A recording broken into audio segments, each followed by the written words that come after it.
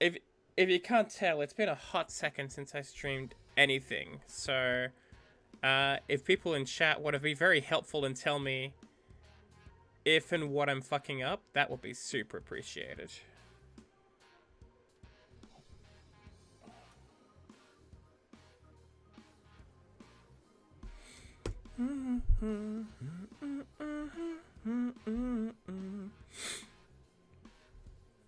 Okay, I've already slightly balked this by including some images that I didn't mean to. In terms of like my volume mix and stuff like that, I think it should be okay just based on what I'm looking at in terms of OBS. But I'm not sure, so if people can't hear me, please let me know.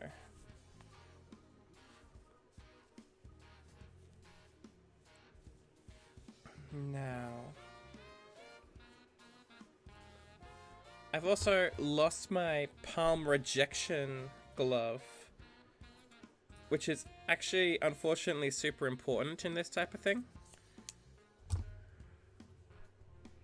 So let's see if I can make an alternative that is acceptable. And I need a hairband. Man, maybe this is some stuff I should have organized before the stream started, huh? That would have been very clever of me. I know for a fact I had a hairband. I swear to God, if I gave my friend my only hairband... No, okay. I wouldn't have like just one hairband.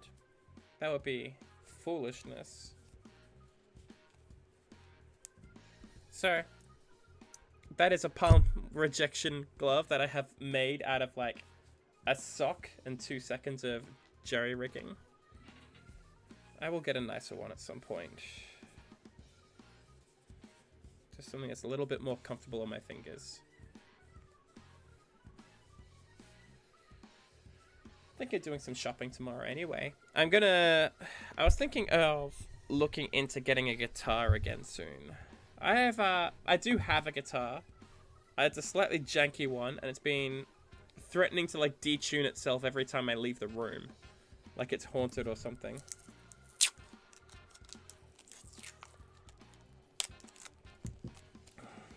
As you can tell, it's been a second since I've streamed anything, so I'm a tiny bit anxious. Much less done an art stream. I've done some streaming for stuff like Darktide, which, hey, I enjoyed Darktide. That stuff was really easy. But yeah, today is Trans Day of Visibility, so it's decided it's time for everyone to see me for a bit.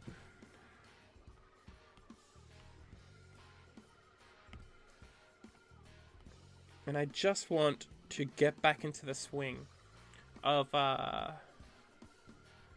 just sitting down and actually doing art, you know? Because I feel like it has been a hot second since I did anything like it. So I'm giving myself something easy. Just basically a sort of trace job. I have a couple different options here in terms of pens and liners. Cheap liner. You see, how I would normally draw in real life is I draw something with like even a very straightforward like pen liner, something you get from like an office store, which sounds like it would be counterintuitive for someone who's like trying to take her art seriously. But no, you'd be surprised. Those things are really nice quality. Also, they have a really nice quality to them. Ah, shit. Yeah, you see when it's doing that thing, like it twitches back and forth? That is it picking up my palm. Which means I need to find another way to get this to reject my palm. Maybe I can double up on this.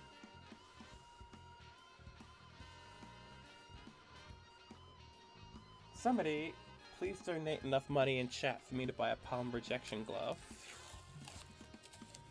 They're like $5. How could I not have like gotten this earlier?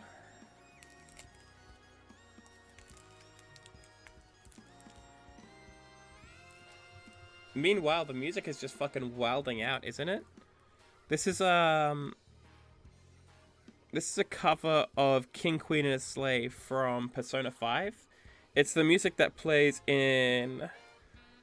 it was like the first palace. I forgot the name of the guy whose palace it is, though. There's a dickhead gym teacher. With like the weird chin that he has going on and shit. But he's also like low key. No, not even low key. He's like high key, like a fucking pervert and kind of a pedophile.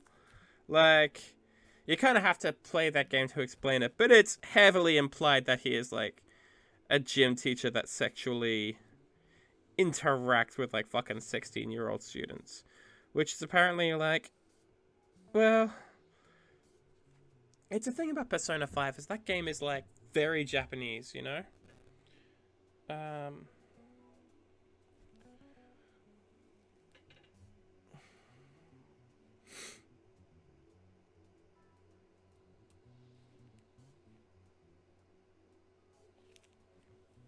I'm just in contact with someone about a different set of illustrations.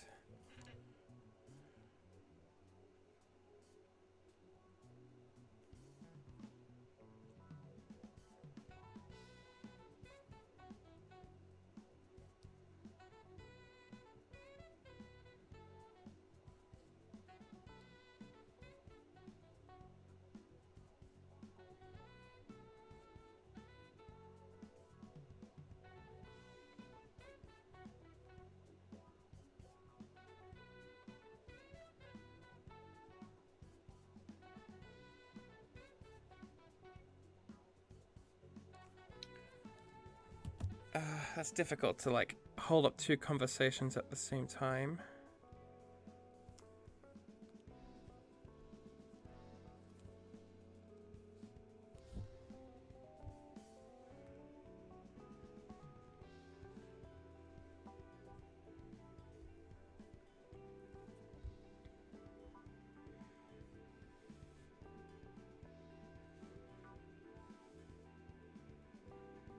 Let's see if I still remember the technique for this.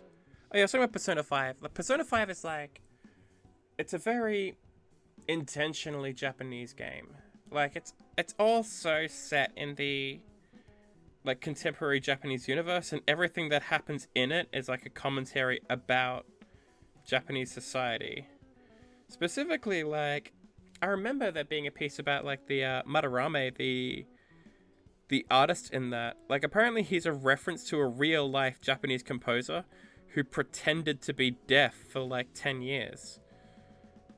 And was, like, super famous. But not only did he pretend to be deaf, so he was kind of a dickhead in that sense, but, he also, like, plagiarized stuff from his students.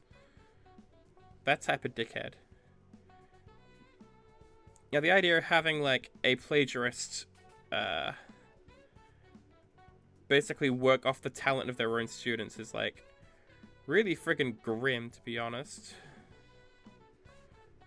Bum, ba bum bum, ba bum bum.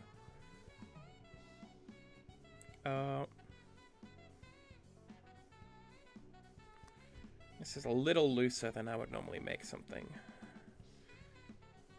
I remember I used to be able to do this like every day, more or less, but such really is the nature of, like,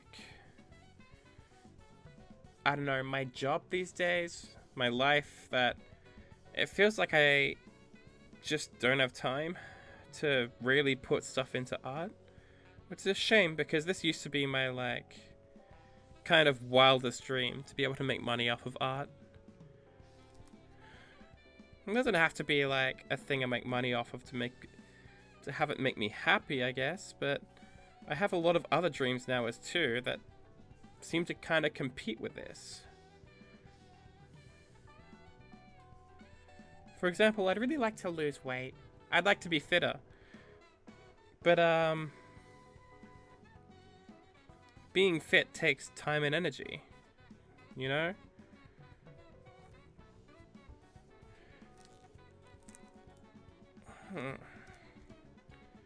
So what then? If you want to be fit, but you also want to be good at art. Or you also want to be good at guitar, for example. I'd love to really learn how to play the guitar properly. I've been super inspired by some trans artists lately in guitar.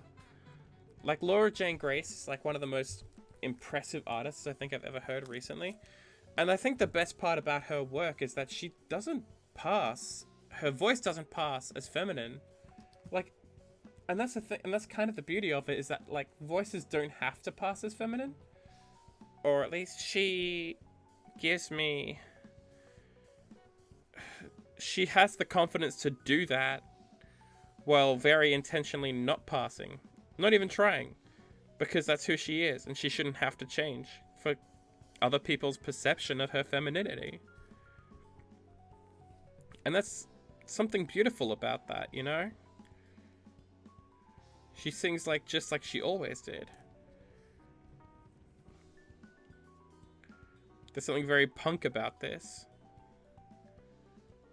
It does always feel like that we're trying to change ourselves so we can fit the world, when really the world should be changing for us. The notions of what femininity is and what it can be. Oh, did I change color by accident? The notions of what femininity is and what femininity can be is just like incredibly fucking narrow, to be honest. And this is something that I've heard from cis female friends as well. So it's not just me that's getting this. Like, for example, I think one of my favorite stories is like when I was trying to find a bra for the first time. Or maybe not the first time. It was like 2 or 3 times down the line. I basically couldn't find one in my size. Not because my tits are too big. Fuck no. I wish they were. But because my strap size was too big. So was it the band size? I forget the name of it, but the band size is basically the what's the word? The circumference of your ribs underneath the breasts.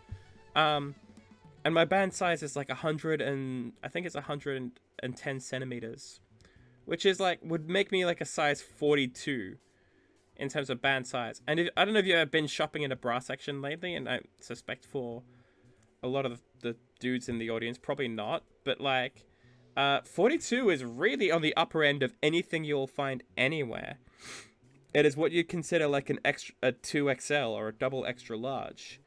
But it is just what's normal and proportional for my chest. And on top of that, I have like breasts as well that obviously need protection or whatever support. But like the key thing is that like I'm not the only person this has happened to. I also tell this story to like a cis girlfriend, not my girlfriend, but like a cis girlfriend. And she was just like, yeah, this exact same thing happened to me. I have like a different size, strap size as well. And I just can't get shit in my size. And just like, goddamn. It really does seem like patriarchy fucks everyone, doesn't it? Particularly women, but like all kinds of women. Like transphobia is, in my opinion, patriarchy. But it also fucks like cis women. There was a really great video by Allura Nadi recently where she went into that. And she was talking about how transphobia, like, is uniquely a tool of dehumanization for black women. And it's something that affects cis black women particularly badly. Like, because basically, she explained this better than I could because she is a black woman. But she was saying that, like, she was basically saying that, like, racism kind of denies black women their femininity because it treats blackness as a more masculine feature. It sort of masculinizes women when their bodies are just behaving and look in the way that is natural for them. Because it centers all femininity around, like, white femininity, you know? It assumes that that is the only way to be feminine. And in the same way that, like, all femininity is kind of centered around cis femininity. But, I don't know. Like I said, she could probably see it better than I could, because firstly, she had a whole ass video for this, and she probably prepared and researched that video, and fuck off with this palm thing. I'm gonna get like a palm rejection pad as soon as I can. Don't even know where you get one of those in Dublin. I think that might be a fucking Amazon or a Shein job, to be honest. It does seem to change depending on how much I press down.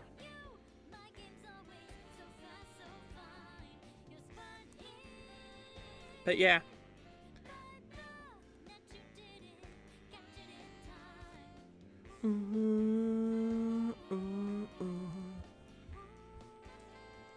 Plan is just to keep going along like this and do a whole story of it.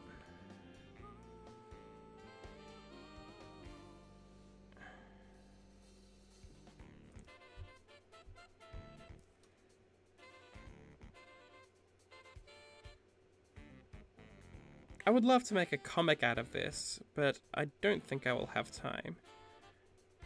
Because this street has personal significance to me.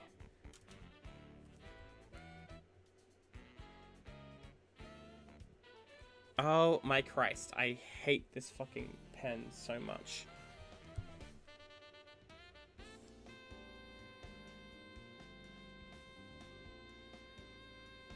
You can literally see it doing those little actions as well. You know what's ironic? I never got this shit out of the older model of pen. The older model of Apple Pen didn't do this with me. I upgraded to a newer model just to have it behave the absolute fucking maggot with me. Open quotes upgraded, more like side graded. Because there's definitely stuff that's better about this iPad. It runs a lot. It's a lot more powerful. Certainly. The screen is a bit smaller. But the hardware is newer and it's better.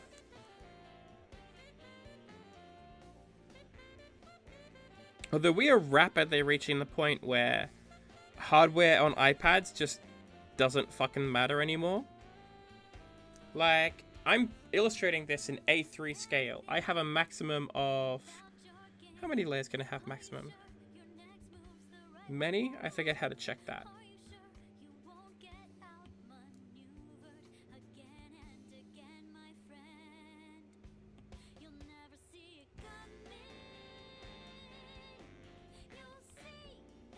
Yeah, I can have several more layers than I can with my old iPad. Because my old iPad on A3 will run out of memory when it gets up to, I think, 13 layers.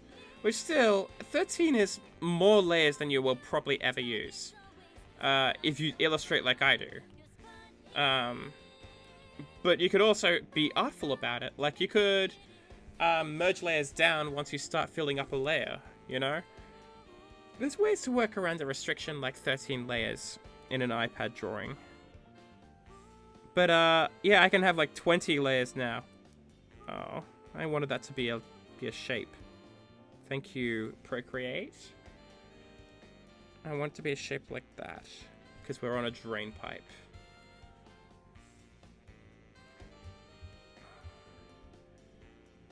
See, I have one viewer with me, so whoever you are, thanks for coming by.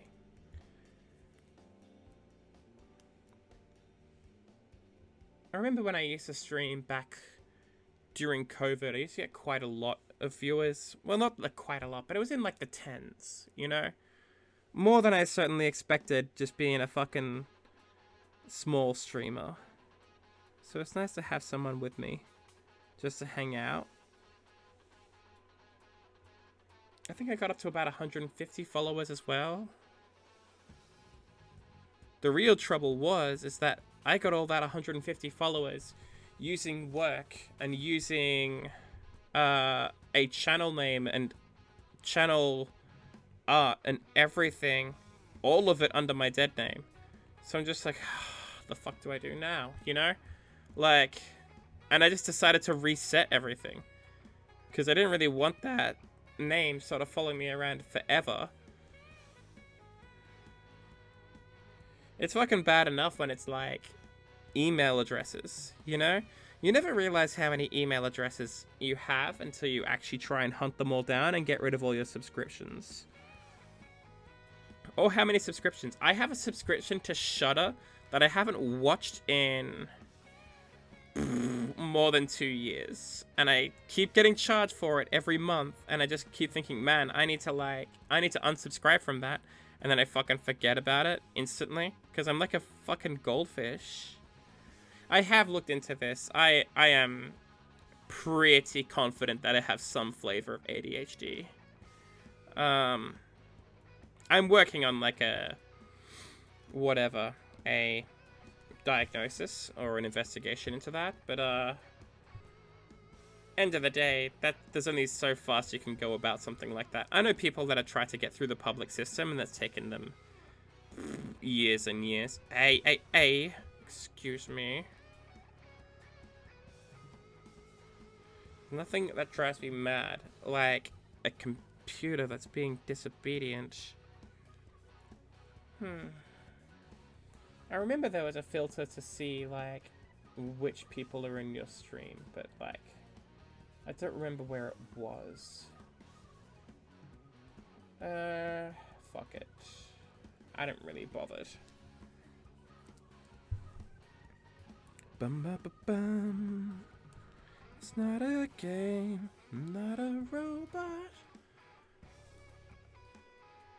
Out of my range. I also have like a cold today as well, so my voice is not as pretty as it would usually be.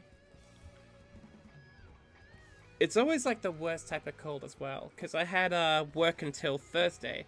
Thankfully, I get Good Friday off, which is a common thing in my country for some industries.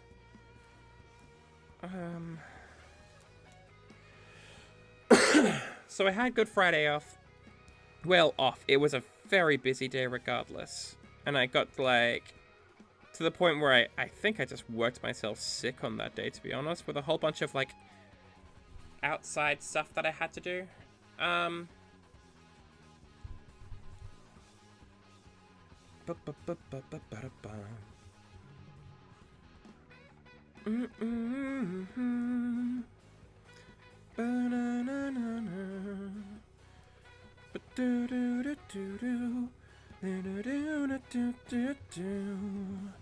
This song is one of the most banging songs on this album. Wait a second, I gotta pick like my absolute favorite song from this album. These are all covers, by the way. This is from J Music Ensemble, but like they're good covers, so I like them. This is like one of the benefits of Twitch is that you don't tend to get highlighted if the music you're listening to came from a video game.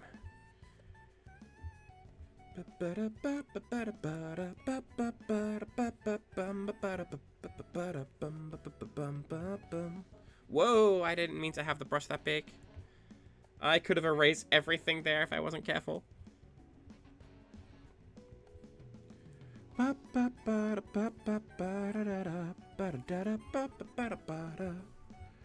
It makes me so mad that this song is like the best in the entire game, in my opinion. It's such a fucking banger, and it only shows... Hey! I forgot I deleted my account. Oops. Anyway, howdy. Hey, Kite Rider. Do you have a different account? I might know you from somewhere. Anyway, it's good to see you in the channel. Oh, Kit. I actually do remember you. Shit, it's been a hot second, hasn't it? Have you been here since I picked up Red Jade as the name? Because otherwise this is going to be confusing. I do vaguely remember you, yeah. But it has been a hot second. I've been so busy with work and stuff like that.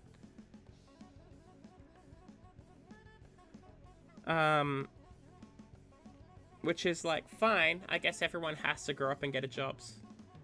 Yeah, I know, right? Funny reveal to be on like Trans Day of Visibility, isn't it? like I said, I ended up having to, or I felt like I had to like redo my entire channel from my old one, because I built so much around like that dead name. So it's just like, ah, shit, you know. But hey, streaming as myself now. Just wait till I change my name again for some reason. Then I'm gonna be like, oh man, I gotta do all this all over again. It was enough of a hassle the first time around. I did actually mess with the idea. Kite Rider, yeah, actually did something similar. Oh, congrats to you as well, Ben. That is a thing that always comes up. Boom, boom. It's so funny that like, oh shit, sorry, I dropped my pen. So this here, I don't know if you're from Dublin, but this is Angel Street, which is in South Dublin. It's like actually quite a nice bit of South Dublin. I'm basically just trying to build myself back up into drawing properly by basically tracing to start off with, because it's been some months since I like really put myself into a drawing. As I say, work, you know. I started a new job about a year ago. Funnily enough, I started a job as a programmer, which is fucking hilarious to me. It's like, okay, cool, I'm just gonna be every part of the stereotype then. But, yeah. Yeah, I think it is looking good so far. So basically, one of my friends, asked me if I would do a couple things for them. And it's a funny story, because I actually went on a date with this person, like, it was one of the first dates I went on with anybody where I was, like, identifying as myself. So, like, even though it didn't really go off, you know, there was no, I'm no longer dating this person, it was just one date. Even though it didn't go off, it meant a lot to me that I got to hang out with them and be myself. So, and it was in a place on Angel Street. So, that's why I'm doing this illustration. It's just kind of, I wanted them to, they basically asked if their friends would do some art or poetry or stuff like that about them, because, you know, they've got some, like, mental health stuff going on lately. I'm just like, okay, I got exactly the story for you. So, that's what I'm doing. But at the same time, I'm also taking it a little bit easy on myself, because drawing from a trace is much easier than drawing from imagination or first principle. And I just not quite up to the challenge of, like, drawing from first principle yet. I'm certainly not up for drawing from imagination, because I can't fucking remember what happened a year ago. Like, I'm pretty sure, like, if you ask anybody, they probably couldn't recall an image of, like, anything very clearly that happened, like, a year ago. So, it's usually better either to draw something right off the bat, immediately after it happens, or like, I don't know, find some references. I feel like I'm warm enough. So yeah, I was talking about, what was I talking about? Guess my experiences the past year. Started a new job, that kind of thing. Like I said, happened to start in programming, which is alright, but it's, you know, fundamentally boring, because I'm not programming anything fun. I'm programming,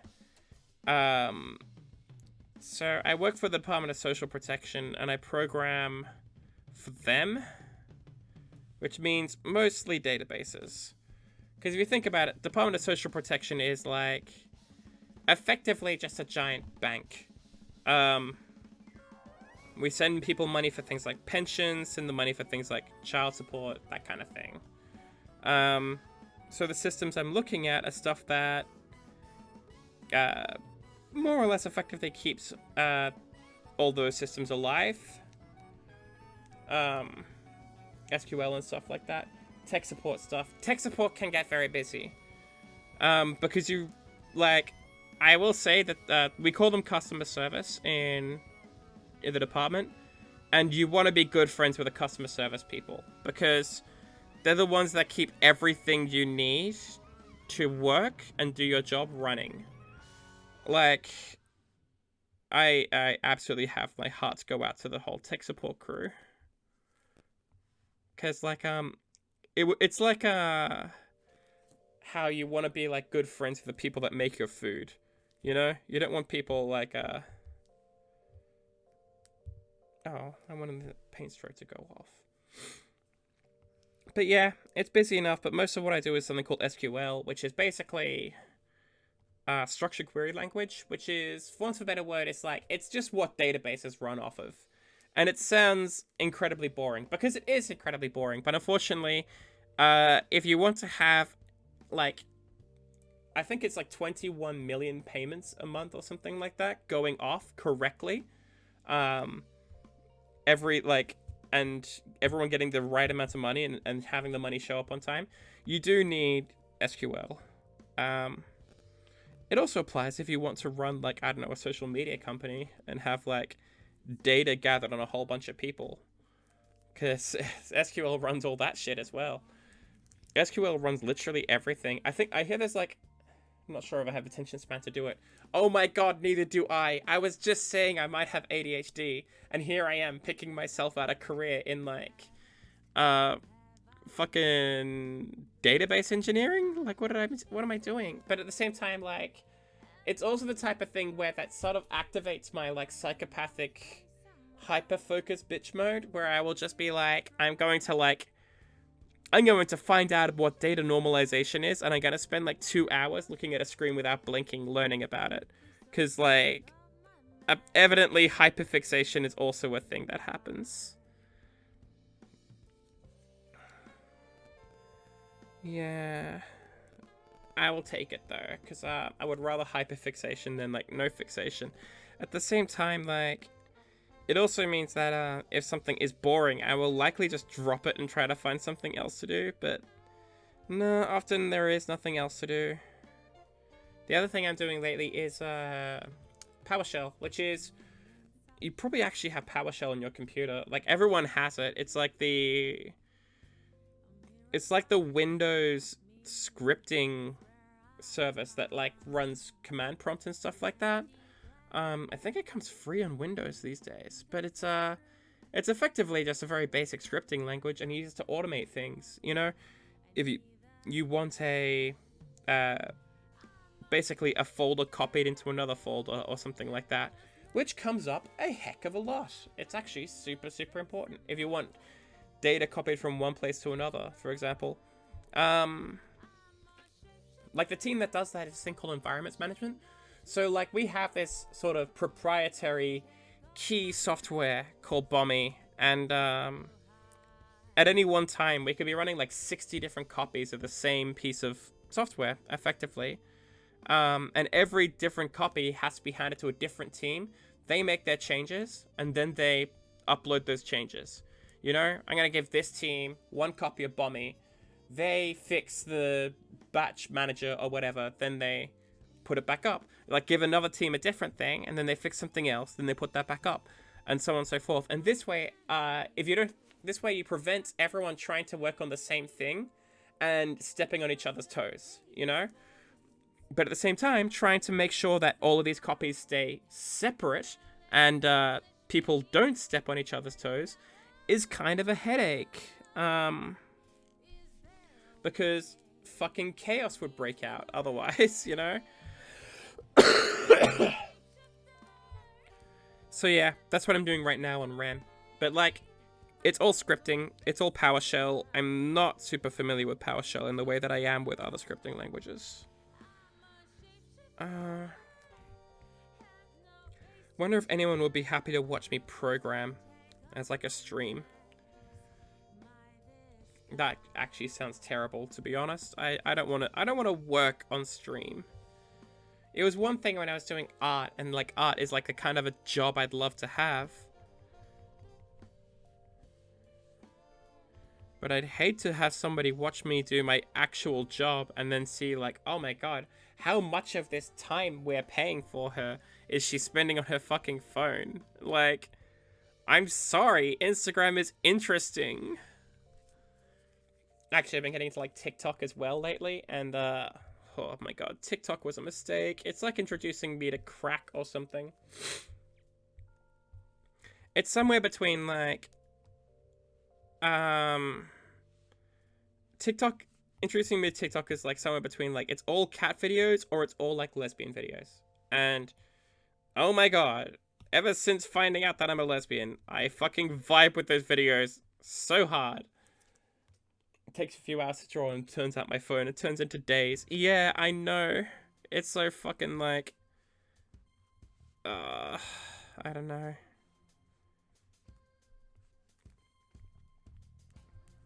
I don't know. I actually don't think I'm truly a lesbian. Like, I'm still attracted to masked people. I would say that I'm kind of like on the bisexual spectrum, but like leaning very hard into lesbian. Yeah, there's that cough I was telling you about. Hang on, I got some water here. I should be like hydrating a bit more often. Oh shit, I did bring water.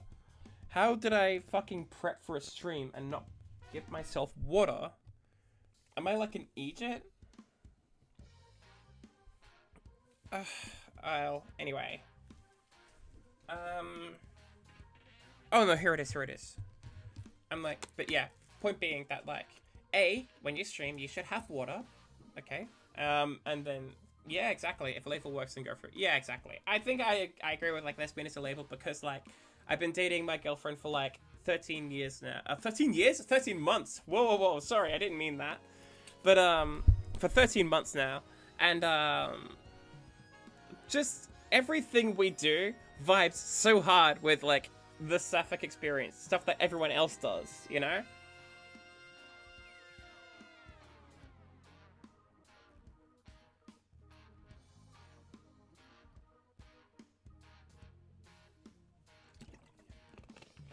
Like, you know that trope about U-Haul lesbians? Oh, my voice feels so much better.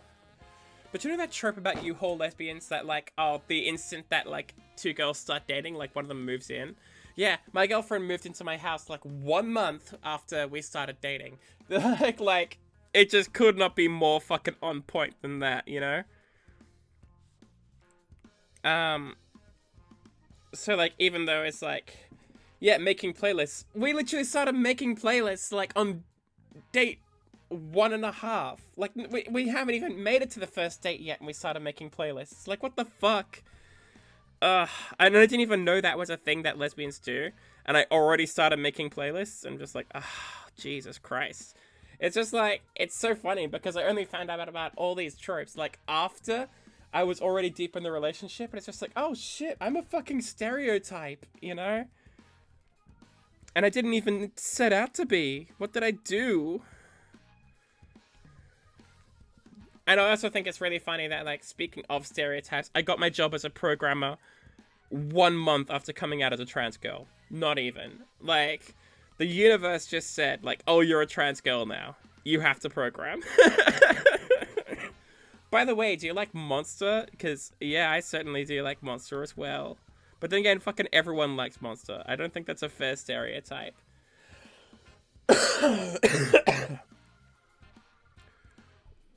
It's like, whatchamacall. I saw, like, this joke from, like, a black comedian just being like, oh, yeah, black people like fried chicken. So does fucking everyone else. Like, fried chicken is delicious. Like, this is the dumbest fucking stereotype. It's like, oh, I'm sorry. Like, this thing that's designed to be delicious turned out to taste nice. Ugh. I was gonna say as well, like, consider myself gender fluid and was presenting strictly femme. I wore flannels and unaware of the stereotype. Yeah, I was gonna say, I do wear a lot of flannel as well. God, like, it's interesting because I feel like flannel, like, because of the masculine, like, fucking... I was gonna say, like, I was actually showing this to my friend who was a cis girl who was bi, And she was just like, I was just like, hey man, I really look kind of pretty now, even when I'm like dressing mask. And like, my idea of dressing mask was wearing a flannel and jeans, like flannel t-shirt and jeans. And she was just like, yeah, you're not dressing mask, you're dressing like a dyke. Because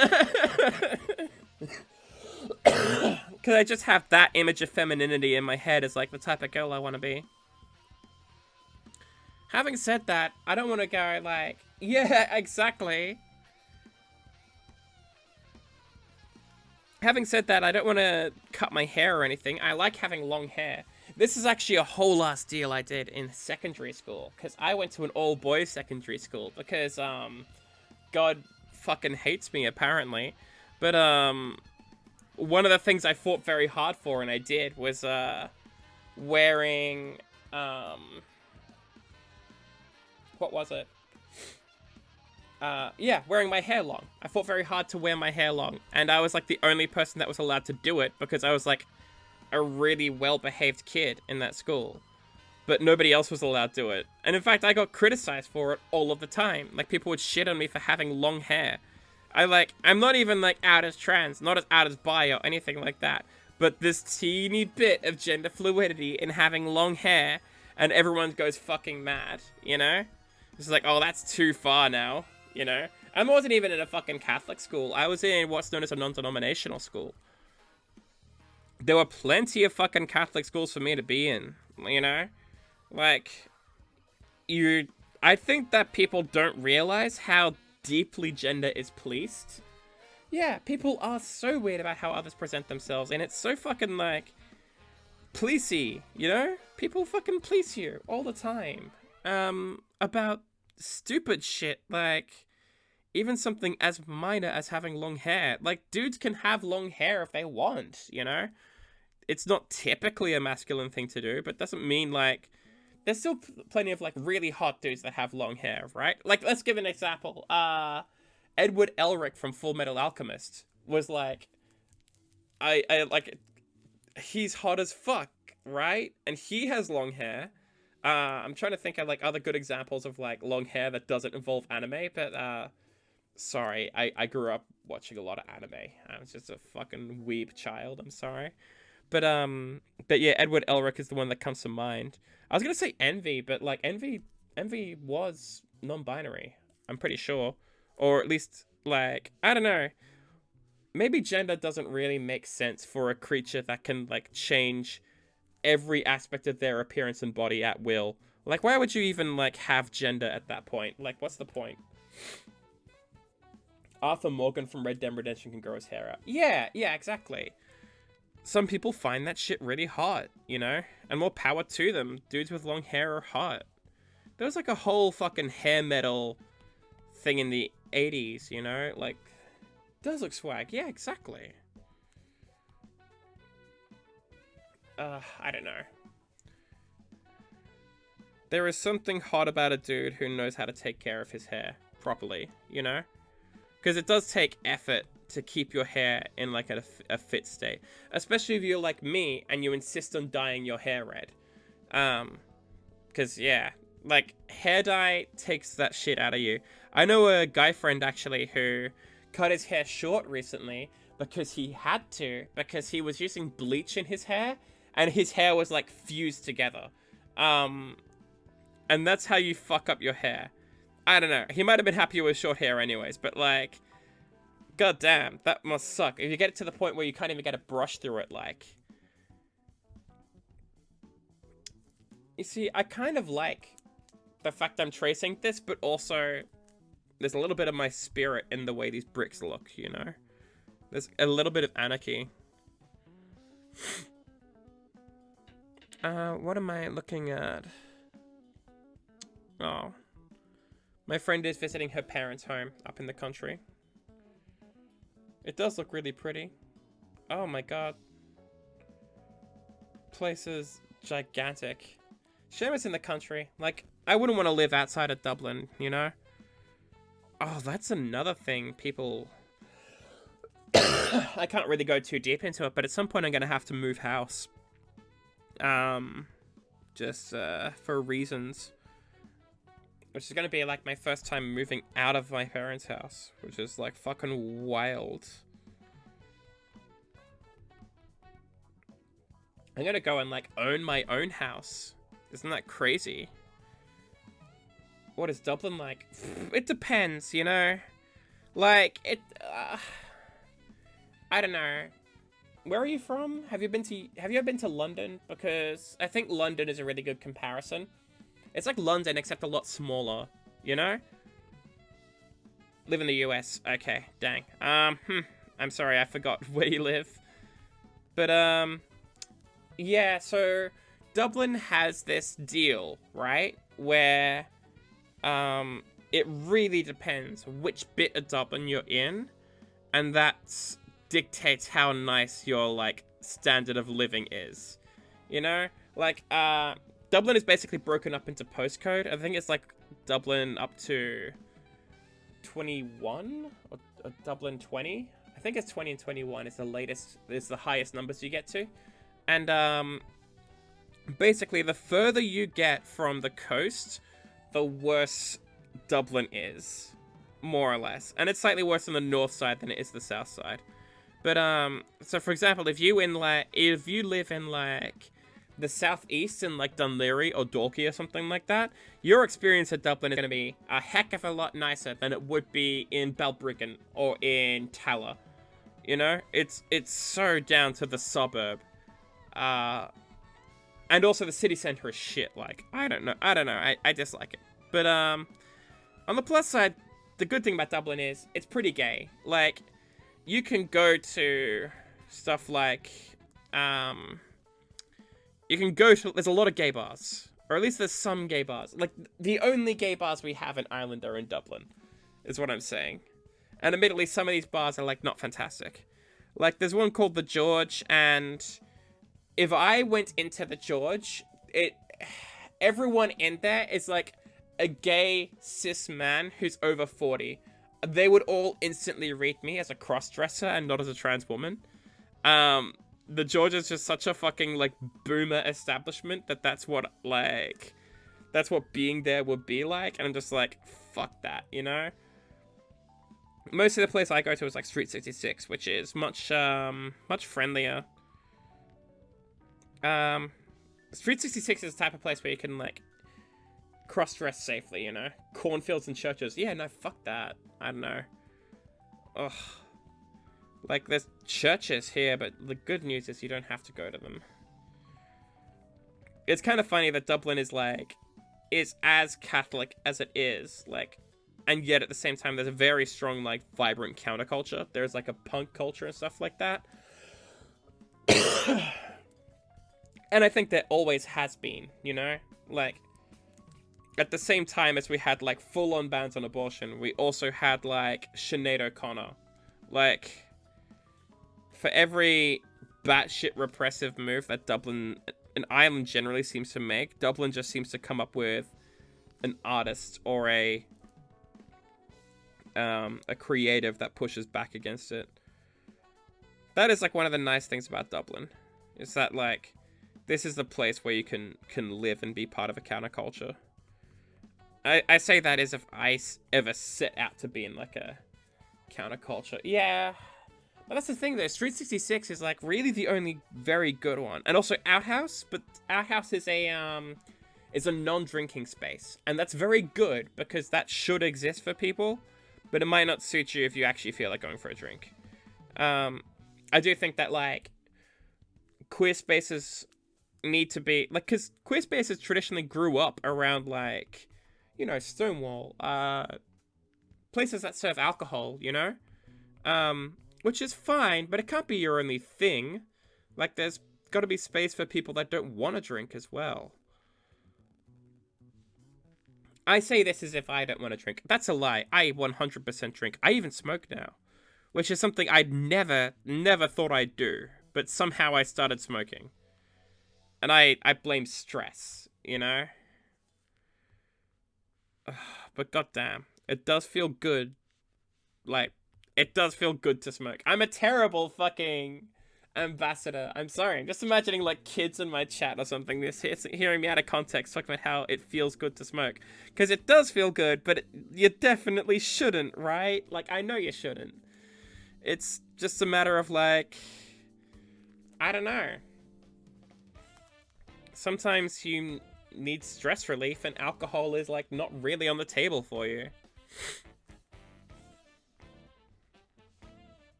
Wish I could smoke weed. I'm sure if I asked around my friends, like, weed would be somewhere. This is a thing you'll find with, like, trans girls, is that, like, everyone's a fucking massive addict. Or, like, not like everyone. I actually am 12, I'm taking this advice. Oh, shit, no, it's too late.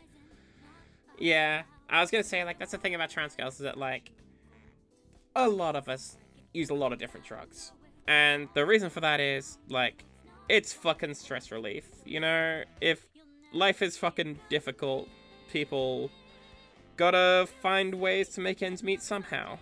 In terms of, like, mental health. And sometimes that means taking shortcuts, as in smoking and or drinking. And or other things, which I'm fairly certain I'm not supposed to discuss on Twitch. But, you bet they happen. God, yeah. They, like, fucking happen. Maybe it's just like the urge to do risky behavior. Like, if I'm going around, like, injecting myself with things I buy from the internet, like... Only consume cannabis, but don't judge people's lifestyles like that. Yeah, exactly. I was gonna say, if I'm going around, like, injecting estrogen that I bought from the internet, because the healthcare in Ireland is really shit for trans people. Like, I swear to fucking Christ.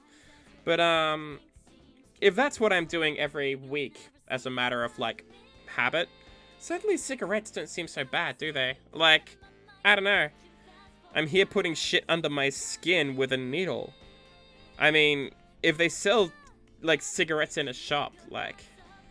Which is actually kind of wild to me, that, like, estrogen is objectively less harmful than cigarettes. Objectively, because, like... Loads of cis people have estrogen in them, and they don't fucking get cancer. Oh, well, they do get cancer, but, like, they're not more likely to get cancer. Like... Actually, that's a good question. I'm pretty sure that, like... It's really hard to get a baseline of, like, estrogen and testosterone in terms of causing cancer, because everyone needs to have either estrogen or testosterone in their bodies all the time.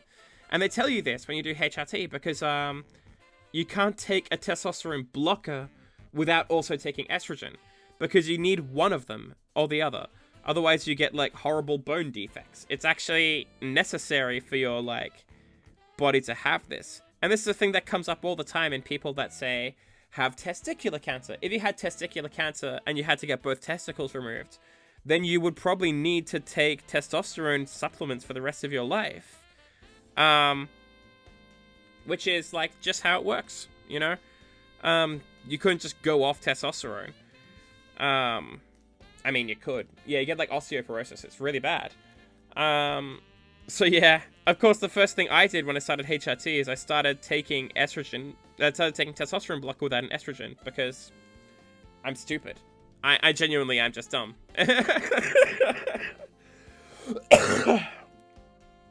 Bad decisions, baby.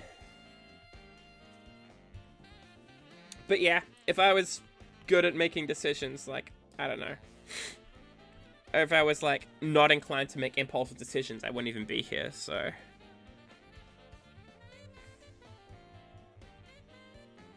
But yeah, really, like, the method here is you just have to, you know, find a girl who knows a girl, then go and get your estrogen. That's how it works.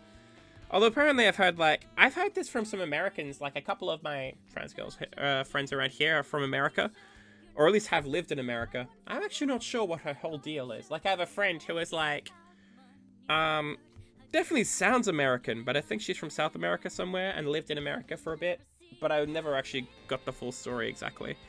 But she was saying, it's like, yeah, the thing about, like, America is it looks like, on paper, stuff is better than it actually is. Which actually applies to a lot of things in America, for, like, healthcare and shit like that. well beyond the trans thing. But like, in fact, like, Planned Parenthood will help, but they're also a fairly turfy organization, you know? That kind of shit. Like, quite often they just don't think it's their problem. Like, I don't know. I was saying this earlier, but like, cis women need to fucking understand that, like, transphobia is everybody's problem. And actually, you know who else needs to fucking learn that? Is trans women.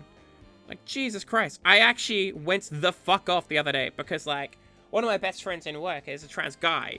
And he was gonna go meet someone, like, he was gonna go meet someone, like, one day. And he was just, like, telling me about what happened. And he was just like, yeah, so I was gonna go meet this girl. And then, like, this girl kept on misgendering the shit out of him. Kept on doing this thing where, like, I don't know if you've ever come across this, but, like, the theying someone, when you know someone is a trans man, but you keep on calling them they, or you keep on insisting that they're non-binary, which is like, okay, that's a thing that makes sense for people that are actually non-binary or gender fluid, but like, what the fuck are you doing with this, with a binary trans person? And like, yeah, this person was just like, oh, well, you must be like non-binary or gender fluid because I'm a lesbian and I'm into you, kind of thing. And I just like, I can't believe you got that shit out of a trans woman. Like, if a gay man said, oh, you must be more of a man because I'm gay and I'm into you. Like, oh, no, haha, don't transition, you're so pretty as a man. I would fucking kill him. Like, I swear to Christ. Well, not kill him, literally, but I would fucking punch him in the balls or something. Jesus Christ, though. That would make me intensely fucking upset. So, like, I don't get the urge to, like, infantilize and, like, fucking do this shit to trans men. Like, especially from a trans woman. How the fuck do you not know better, lady? Like, ugh. I just don't get it. Like, misgendering feels so bad when it happens to you. And then you turn around and do it to someone else. And I have, like, I have a theory that this is, like, misogyny. Like, this is somebody, like, misinterpreting the fact the person they're talking to is a man. And then, after that misinterpretation, being a misogynist, you know? I wish there was a word for, like... I wish there was a word for the misogyny directed at trans men based on the assumption that they must be like women.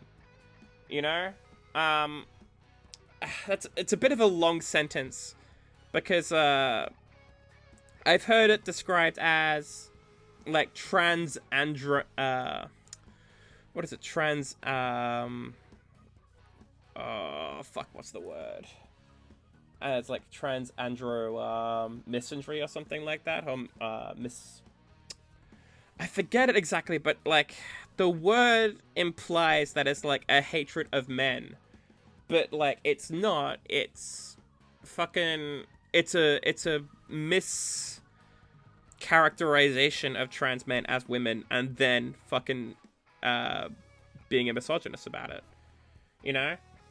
I also have another theory, is that, like, transphobia can, like, be basically broken down when directed at trans women to, like, two different types of people. And there's people who hate us because we're women, and people who hate us because we're men. Like, or because they think we're men. So the choice between, like, trans misogyny and trans misandry, I guess is trans femme misandry.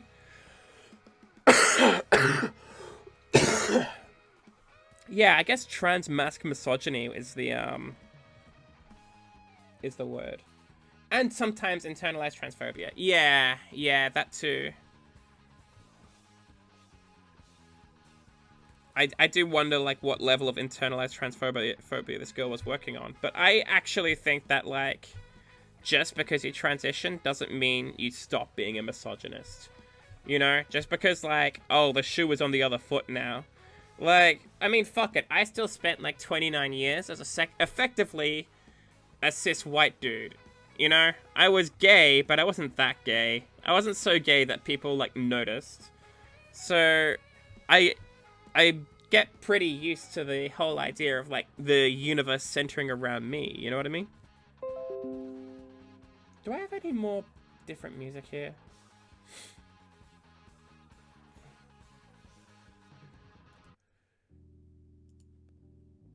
Yeah, sorry, that music was too, like, upbeat for an art stream. But yeah, internalized transphobia, but I also think that, like, everyone who has a penis gets fucking groomed into misogyny. You know, even if you don't understand why you're doing it, you just do it because that's what's expected of you. It's like kind of how, like, you can be a racist as long as you live, even if you live in a white society where you've never even met a black person, you can absolutely be a racist. In fact, it's like even more likely, you know? The less knowledge you have on a topic, the more likely it is that you don't know what you're doing. I have to be right back in a second. I'm just gonna go to the bathroom and then refill my water bottle and take a quick break. I've been drawing for about, oh really, an hour? Shit, time just flew. How much longer do I have to do on this? Quite a bit, I'd say. I think there's a lot of illustration left for me today. Man, I'd love to come back and do this more often. It has been quite a hassle.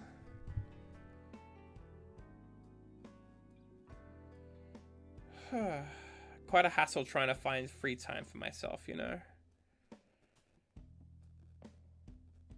Oh, nice. Okay, so I'm gonna be right back. I'm gonna take a quick break. Yeah. A lot of people think they're exception. That's the thing. I think people think that because they're trans, like, that they must be the exception. Like, oh, I'm a woman, therefore I can't be a misogynist, you know? Or maybe what I do isn't misogyny because I'm a woman. I mean, right? Or something like that. Anyway, I'm gonna take a little break to pee, frankly, and get more water for my water bottle. I'll be right back.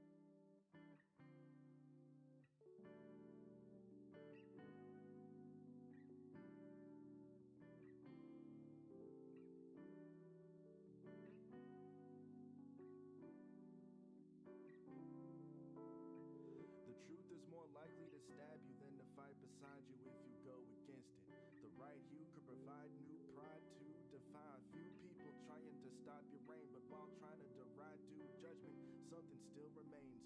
Painting me black might make it feel like it's still your domain, and you can gas yourself up in order to justify your gain. But I'll explain something. You blacken the ones you're shunning, but black just makes it hard to see your retribution coming.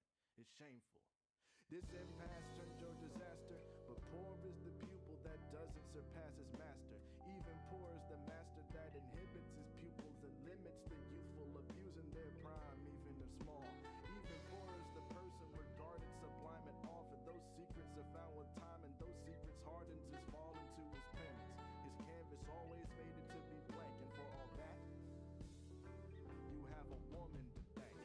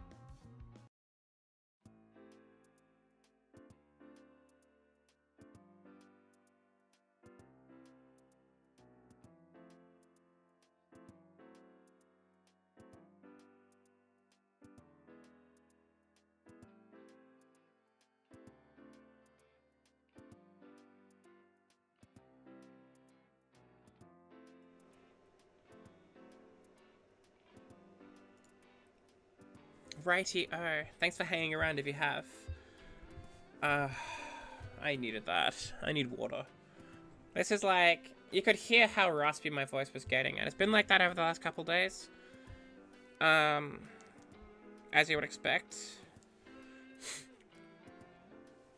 It's really fun to, like, try and push your voice out to as long as you can, you know? Because, like, this voice is difficult to sustain. But, I like it better than my regular voice. Having said that, like, I don't think I'd want to get rid of my lower voice. Even if I could afford that, which I cannot.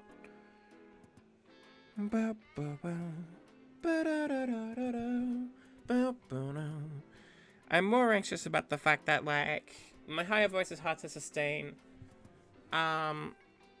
in conditions of stress. Like, if I'm drunk or not focusing or anything, I will just, like, drop it, which kind of sucks, but yeah, that's kind of the problem, isn't it? Because it's one of those things that, like, actively reminds me that I have to do stuff to pass all of the time. Like, I have to behave a certain way, have to speak certain ways in order to attempt to pass. Passing is such bullshit, honestly. Hate passing as a concept.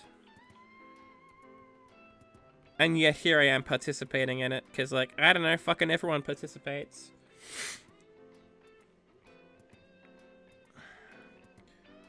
Yeah, exactly, because, like, the instant, like, someone clocks you as mask, like, it's really hard to get them to declock that. Know what I mean? Most people really aren't willing to look past, like, surface appearances and first assumptions about other people. Although it is very funny to have someone who has only ever heard you speak like this, and then you bust out, like, the fucking Johnny Cash at them, and they're just like, what the fuck? Like, honestly... It's really funny because they don't expect you to be able to do that. But the fact is that anyone can do this. I've done nothing surgical or, like, chemical to my voice. Anyone with, like, a bit of training and practice can get this kind of voice, basically, you know? Now, I have, like, basically tried to learn how to push my voice a little bit even higher than this.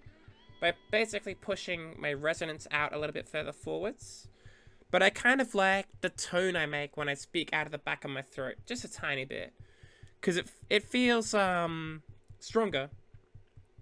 Like, it feels like I have a bit more of an attitude. Just difficulty still at home. Oh, that's the fucking worst, though. Like, I'm very lucky that my family is super, super supportive. You know? I got away with a lot of shit, to be honest. I got away with, a lot of, like...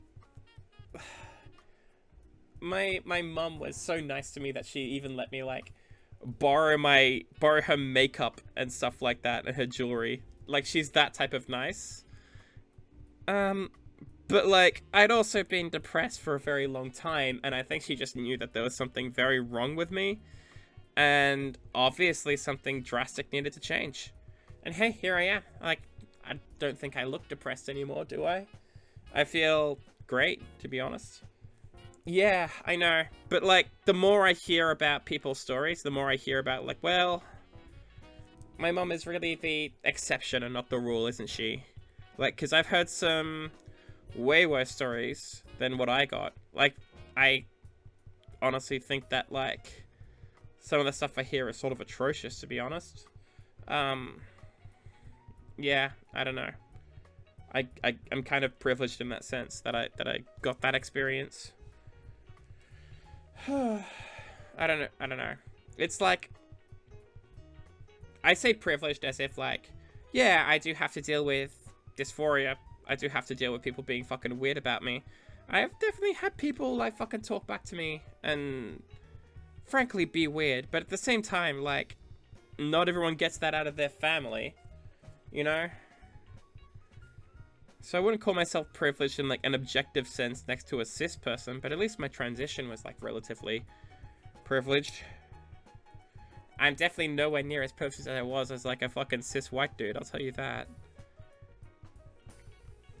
life definitely ain't been the same. But yeah, I'm lucky. I have a supportive mum. I've got supportive friends. Like, really, I'm amazed at how supportive my friends are, because my mum is kind of stuck with me as a daughter. You know, I'm not going anywhere. But, like, I've had some people in work who are just legit dead sound to me, you know? Particularly other women. Like, other women, even when I was, like, day one of HRT, still had a face like a fucking Easter Island head and shit like that. Other women in my office just did not bother with me and just didn't see me as a problem, you know? And then, over time, like, even the ones I don't know so well just started, like, making very girly small talk with me. Yeah, I find that is often the attitude. It's that, like, they don't get it. Rather than, like, actively, you know, hating someone, they're just like, I don't understand why you would want to do this. Which is fair, because if you have not experienced dysphoria, it's very hard to explain dysphoria. It's like trying to explain to a blind person what the color red is. Like, how do you get across to someone who can't see? Yeah, and some people have, like, forced religion. People have... I've been privy to a number of friends who are just, like, getting told by their parents, like, if you don't cut this trans shit out, they're just gonna kick them out of the house. You know? People get that kind of message from their parents, and it's not even religious people. It's like, parents are just fucking unaccountably super bigoted. Actually, it's really funny, because, like, this goes to, cis forms of queerness as well. Like, there is a lot of weird, homophobia out of cis women. Like, cis-het women. Which I don't fucking understand either, because, like, somehow I've seen, like, some cis-het women just absolutely be disgraceful towards, like, lesbians, for example. And I don't understand that. Like, I don't know. I have a very specific experience of femininity, so, like, I don't really get that type of, homophobia, you know? I get why it happens among men, because men have, like, this pressure to be, like, the manliest version of themselves all of the time, especially in front of other men, you know? Something, like, I fell victim to quite often was trying to be the manliest man possible, you know what I mean? Like, kind of ironically. I don't know. This is, like, one of my sort of embarrassing things, but, like, one of the ways I thought I could be better at being a man was, like, to constantly be dating people. Because, well, I must be a real good cis man then, right? Because look at how much women love me, like straight women. You know what I mean? So I ended up in a lot of, like, really unfulfilling relationships, because a lot of my relationships were kind of a beard for my anxiety about my fucking gender, which is a shitty way to treat people, and I really shouldn't have done that, but at the same time, I didn't really get that's why I wanted to be in a relationship all the time. I thought it was just a natural part of being a person, is that you should always want to be in a relationship. And I don't know if you can blame me for coming to that conclusion when, like, think of every fucking Disney movie you've ever seen ends, like all the way up until, like, Frozen, so, like, well after I was, fuck's sake. So well after I stopped being a kid, like, relationships tend to be portrayed as, like, the end of the movie. They're, like, the be-all, end-all state is that you get to be with the princess or whatever, and then that's it. You win. That's your happily ever after. You know what I mean? So it's only natural that I would grow up looking at this as a kid and think that, like, yes, love is the thing that I must want. To always being with women. Yeah, exactly. Men are pressured to always being with women. And this is a thing that's done to homosexual men as well as men who turn out not to be men a couple years down the line. You know, like, the way stuff's sliced out with my girlfriend now, it feels different to that. I don't feel like I felt pressured to be with her at all. It felt like I wasn't even really looking for a relationship when I started dating her. Like, I'd only just come out. I was just thinking, okay, here's somebody who's just cool and wants to be friends with me. And it kind of grew out of that. Next thing you know, you spend another date with someone, and then another, and the next thing, they're on your thoughts all of the fucking time. What really shocks me is, like, to the extent to which, like, men are encouraged to not really view women as people. You know what I mean? Like, I've seen dating advice that men give to other men. I mean, I have been there looking for that advice. I've been a kid and a teenager trying to find explanations for, like, how to impress women. And men give each other such bad advice. You know what I mean? I was watching a fucking, like, was it one of those incelish fucking dating things recently? And it was like treating women as if they were fucking animals, to be honest. It was stuff like, oh yes, you should approach slowly, because you might startle the woman, as if she was like a fucking startled deer or something like that. And it was all about, it's like, oh, women are going to notice your watch and the cut of your clothes and stuff like that. And it's just like, what the fuck are you talking about? And like, what it definitely didn't say was treat women like people. Why don't you approach a woman as if she were a man you want to be friends with and not an item you want to fuck, right? I think you get a lot further in dating as a man if that was your fucking approach. And also, maybe don't ask other men for dating advice. Like, I don't know. But that's the point, isn't it? Like, asking other men for dating advice. Gaming communities, yeah. Especially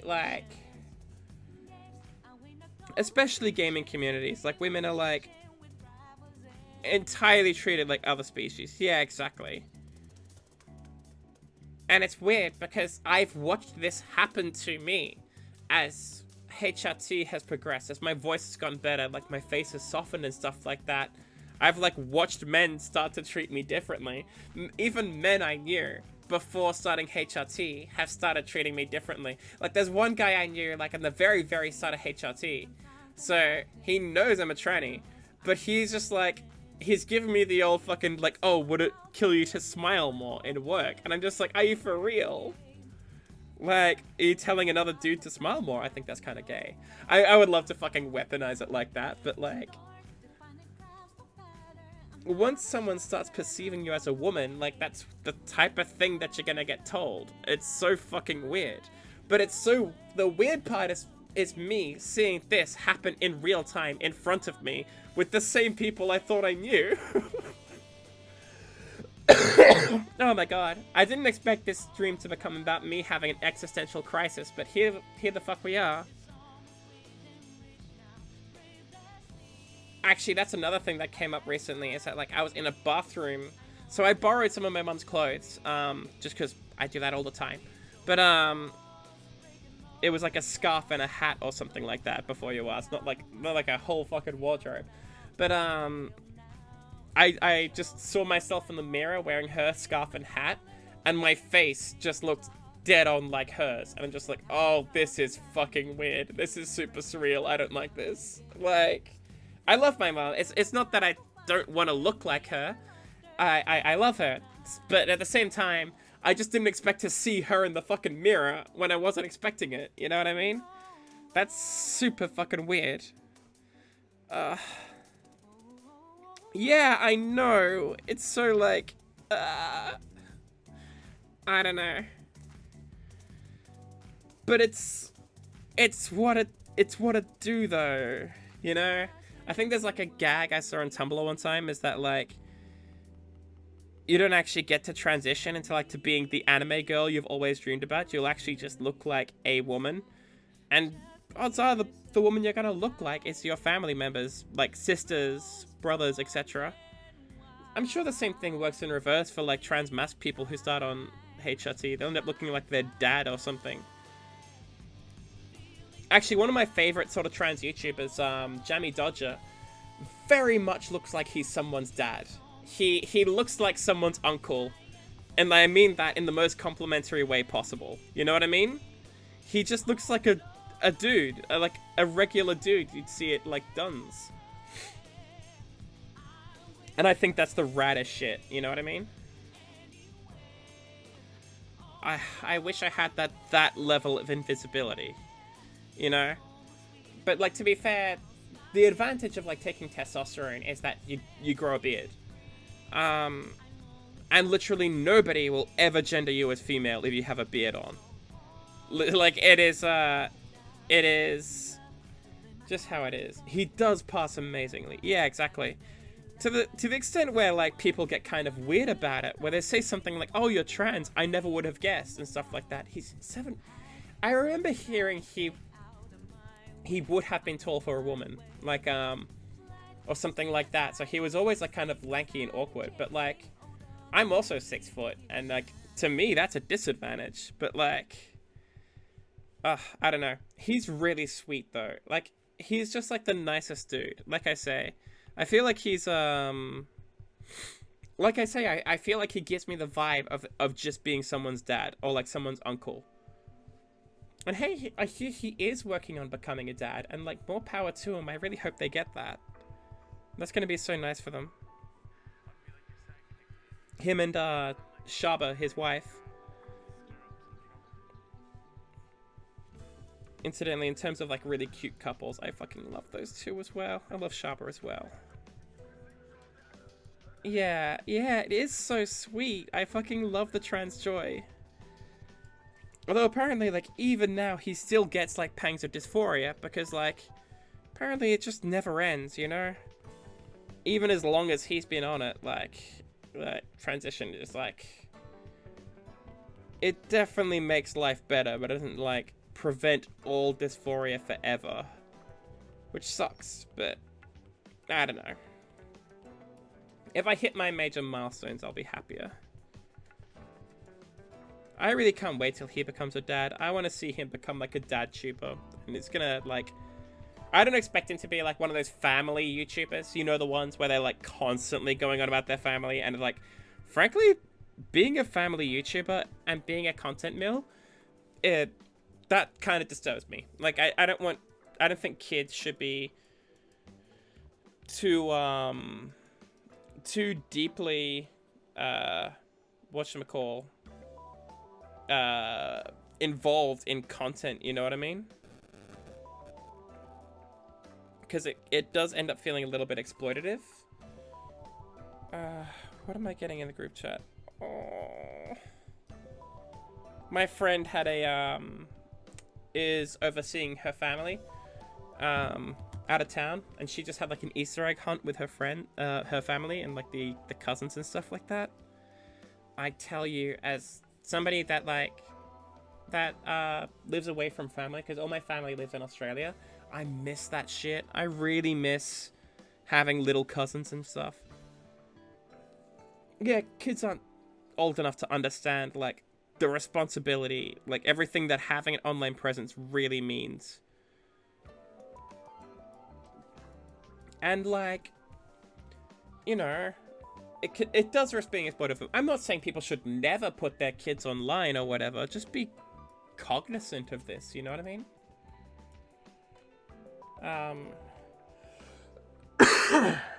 I need some different music. I'm just looking at music right now. Wait.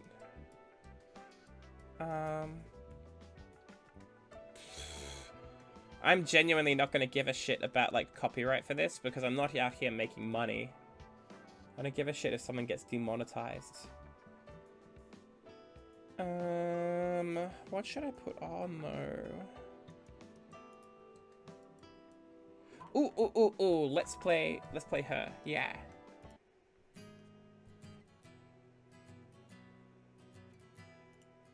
Yes. Good music. Yeah, don't have them on display all the time. Yeah, exactly. They're not props that you can use. Since I'm not giving a shit about copyrighted music, I thought I'd show you Laura Jane Grace, because she is high-key my favorite trans singer. and I think everyone should listen to her. I love her so much. I want to be just like her. Like, anytime I think of, like, female role models outside of my family, like my mum and sisters and stuff like that, I think of, like, singers, you know? This is Laura Jane Grace. Oh.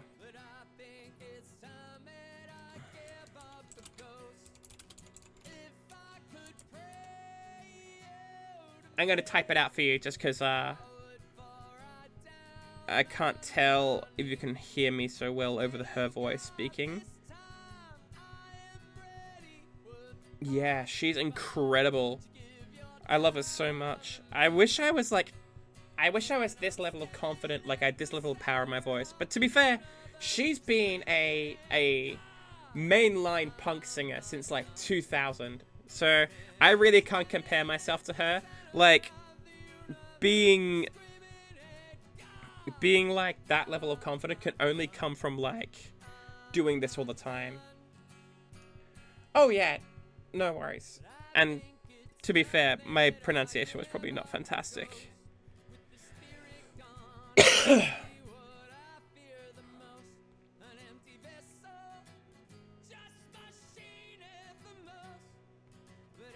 But yeah, I wish I could sing like her.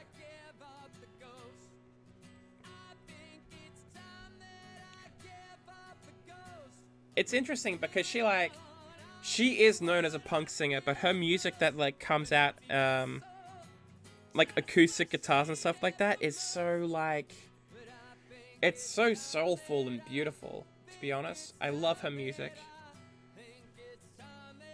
I give up the ghosts. But yeah, like I said, this is the thing that like makes me so happy about her, is that she like, I feel like you're getting a really great shot of my forehead every time I lean over and like, do some drawings. Wait. Let me see what the screen says. Yeah, you're getting like a shot of my forehead every time I lean in and do this. I feel like I need like a different camera angle. Whatever. How are we doing, like... What the hecky? Why is it filled with black?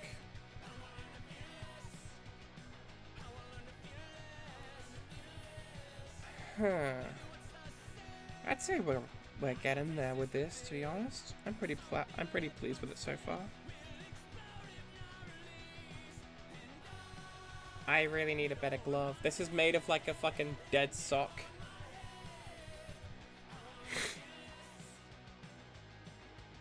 I need a hole in my head, need a hole in my head.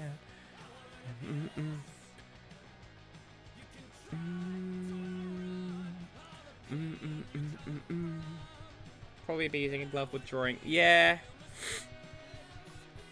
It's meant to help with accidentally palming the screen. The screen is supposed to automatically reject touches from things other than the pen, but for some reason it doesn't. And my old iPad got this correct, and the new one doesn't, and I don't understand why. Like, why did you downgrade your iPads, Apple? I don't know. Maybe it's Procreate that was the problem, but still. Yes, her song about the dysphoria hoodie. Dysphoria hoodie, please do swallow me. So beautiful. I never had a dysphoria hoodie. I do have a dysphoria jumper though. It's like this chunky ass like brown jumper. Ba ba ba ba ba ba ba ba ba. Da da da. Maybe I should like change music because this music is too pretty and it just makes me want to sing along instead of remember what the fuck I was talking about. What was I talking about before all of this? Gloves? Before that, I don't know. Talking about, oh yeah, family YouTubers and stuff like that. I don't know. kids are so, like, kids grow up so fast, you know, and they just change every single day. And I feel like I get the urge to want to document that, because it can just feel like yesterday that this kid was like someone completely different. I was thinking about this because, like, I've been low-key following along with my friend's kids. She has 2 kids who are, like, fairly young. They're in the, I think it's like 3 and 4. I forget exactly, but, like, every time she tells me a story about them, I'm, like, high-key jealous that she has kids. You know what I mean? I'm not at the time in my life where I'm, like, ready for kids of my own, but I definitely want to be a mother someday. Like, I can't be here, like, trying to have kids when I don't even have a house yet, you know what I mean? But at the same time, like, I don't know, I think I'd make a really good mother. So would my girlfriend. Obviously, that, like, that raises its own thing. Len, how's it going? I missed you.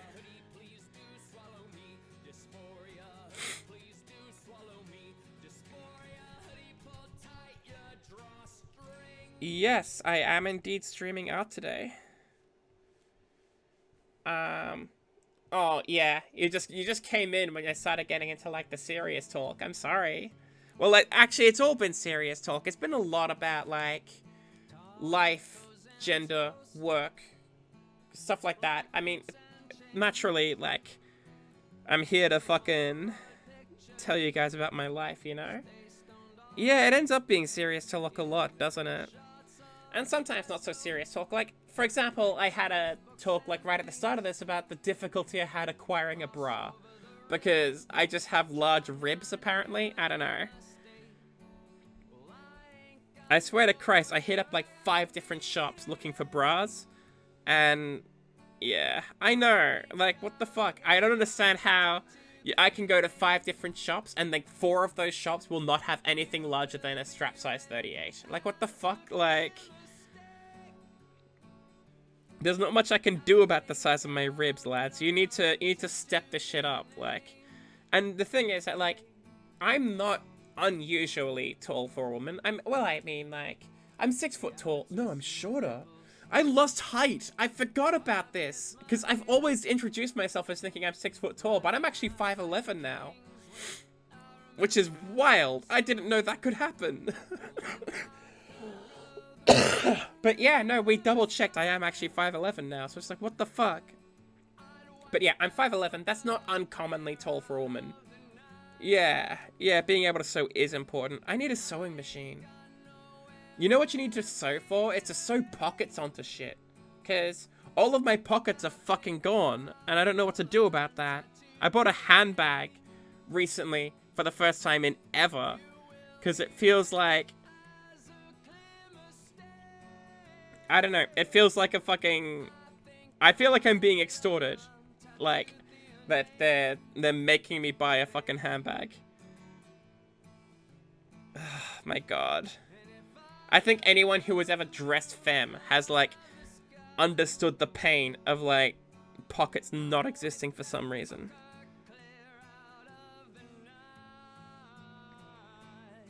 I don't know.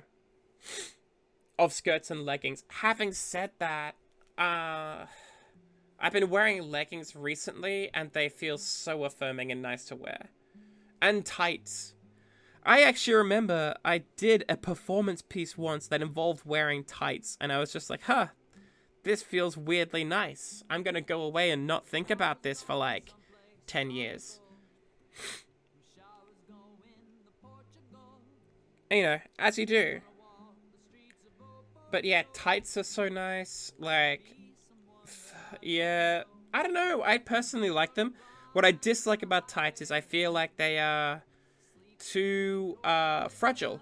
I wish that tights were a little bit more survivable, because I don't want to just, like, wear something one time then throw it out. But, like, quite often I get a ladder in my tights before I even, like, worn them the first time. Just like, how the fuck is that even possible? Am I wearing tights wrong? Pull down your underwear and break always. Yeah, they always break. That part about, like, I don't know. I just can't trust these fuckers. Also, like, you kind of have to wear a skirt or dress. You're not just gonna like, or shorts, I guess, with tights. They need to go with something else. Whereas with leggings, I can just wear leggings, you know? The only downside with leggings is if you're a girl of a certain persuasion, is you kind of have to tuck. Yeah. You just have to learn how to tuck. And it's fine. It's not a big deal. But, my god, I can't wait to surgically fix that problem. Where is my water? Here we are. Yeah, but yeah, I like wearing leggings. Wearing leggings and just like a hoodie or something like that. If you just look at a street, yeah, I forgot. Yeah. Oh no. Oh shit. I spilled water on myself. It is an issue. It is a real issue. But like, hey, someday it's not going to be an issue anymore.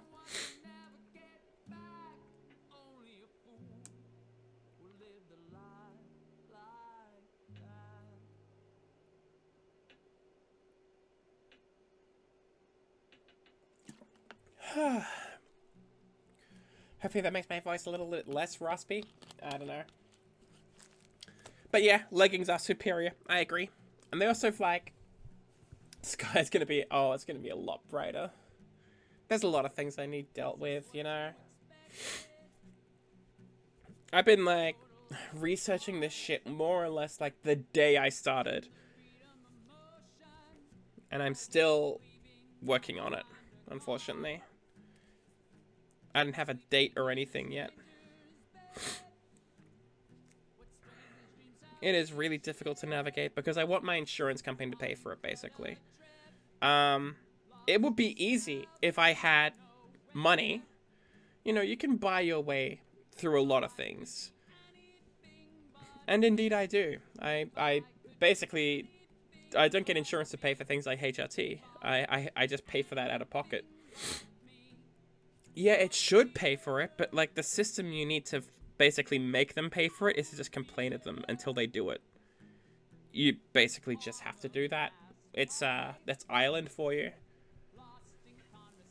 Oh, my spine. I swear to God, I just turned 30 and like instantly my spine just got a lot worse. Although I don't know if you heard, but I also work in like programming now, so that probably doesn't help either. Yeah, rip my spine, dude. Like, if you're okay with me calling you dude, I forget. I'm sorry. Yeah, I changed my job about a year ago. I became a programmer. I'm sorry, I forgot people in the chat's pronouns. That's fantastic. I should just have like, I don't know. I think there is actually a what is it, like a module or something like that that lets you see what people's pronouns are just in chat. It makes it easier to be a bit more respectful. I don't know. It's so funny because I have a friend who was like initially identifying as like gender fluid, but they got so happy every time I called them dude or bro. They're just like, okay, I'm just gonna keep calling you bro until you ask me to stop, and then he just never has. I'm just gonna keep using male words until he changes his mind. Like it's an odd one when you say like gender fluid, but like very, very tilting on the mask end, you know. Ba ba ba ba ba ba ba ba. Like it like that. We always stand gender euphoria. I will tell you about the most gender euphoric moment I had at work recently. So I talked about how I had an argument recently with someone. And I'm not going to go into the argument, but basically somebody had a shitty opinion about trans women. And I told her what I thought of her. Moria or euphoria, please. I need Moria of the euphoria. But yeah, this woman had like, who by the way was another trans woman, so I don't know what the fuck her deal was, but like, she had this shitty opinion about trans women. I suspect there is like some kind of fucking internalized transphobia going on there. But yeah, I told her what I thought of her. And my coworker who I was talking to was hearing the story, and she's like, "Oh yeah, but you're just a bitch, Jade." And I was just like, "Hell yeah, I am just a bitch. I fucking love being called a bitch." Yeah, I know. So, it's so interesting because I basically heard the story later about this person is that, like... Sorry. I heard later about this person that, like, they transitioned and then detransitioned and transitioned back again. And they went through some weird shit in the intervening time. And I think that's where that came from. So it's not entirely her fault.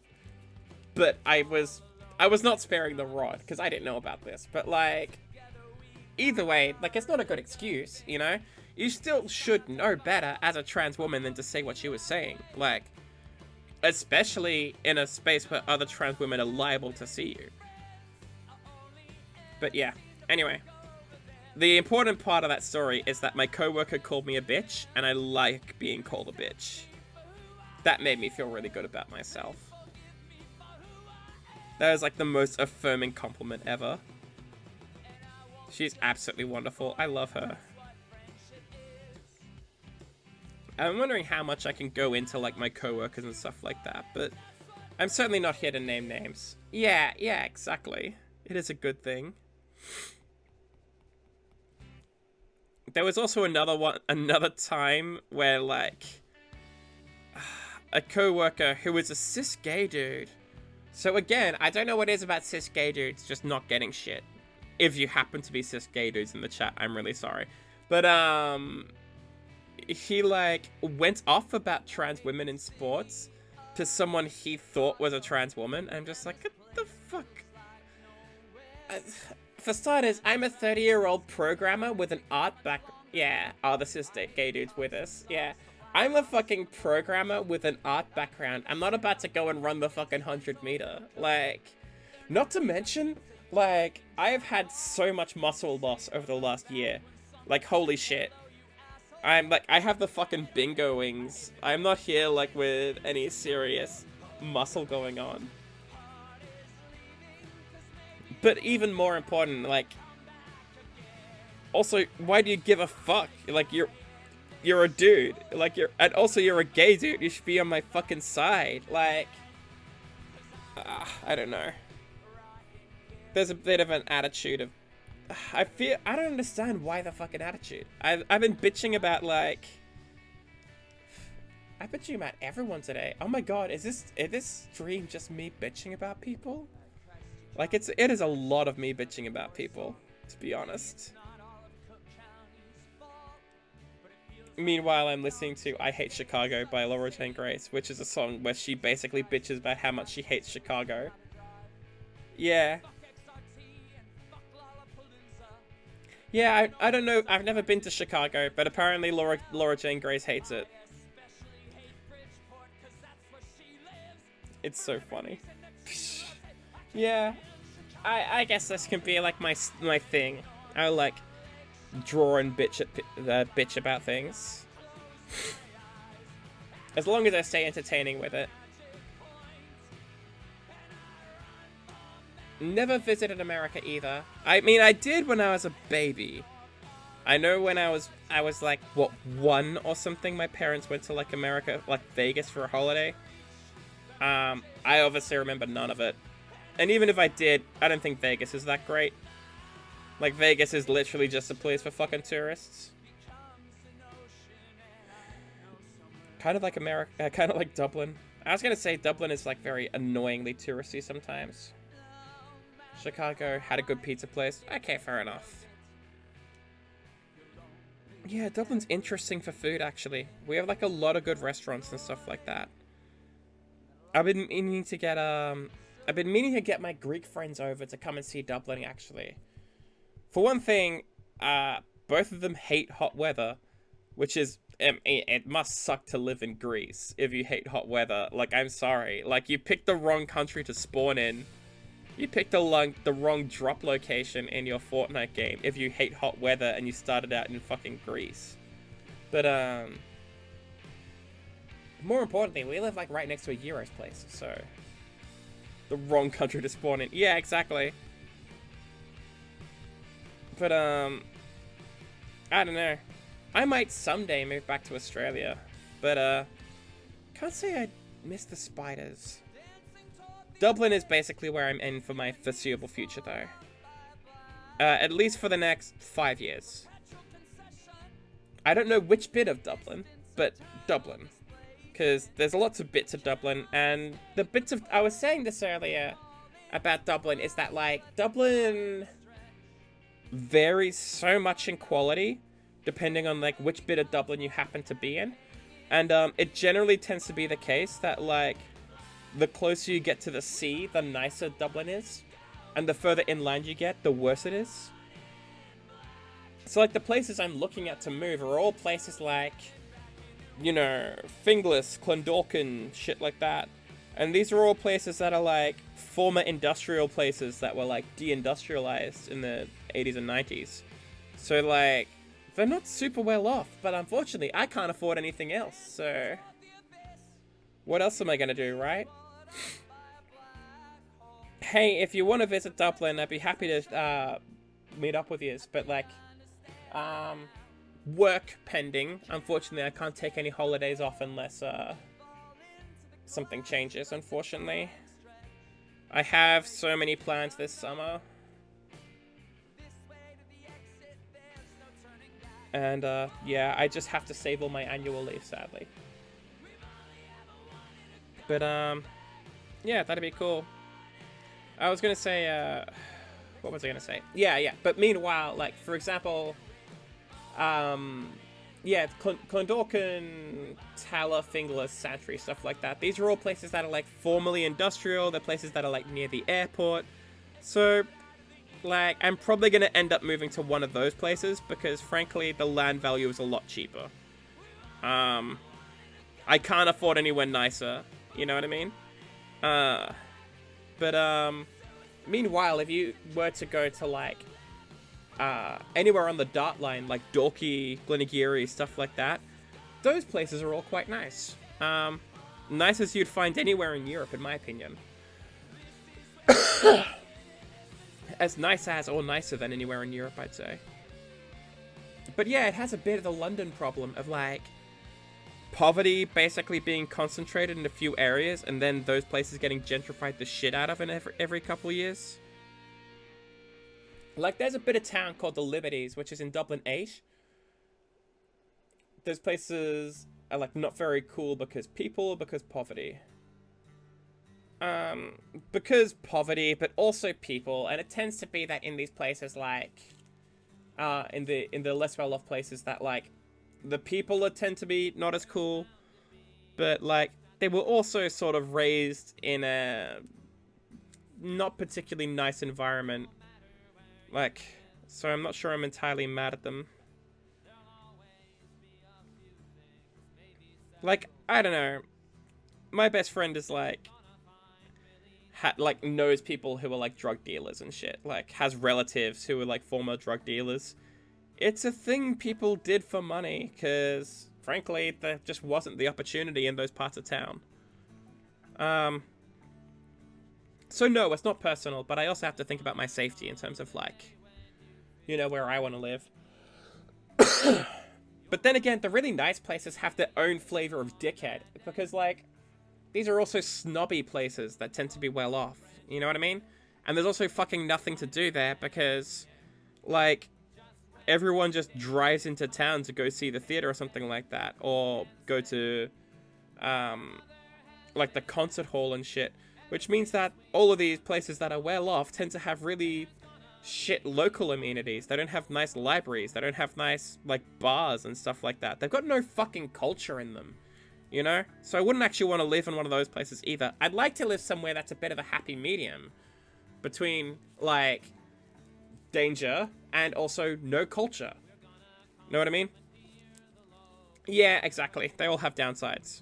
It's not like I get to choose. I'll choose the place that I can afford. That's the reality. You know, I will have to choose just something affordable for me.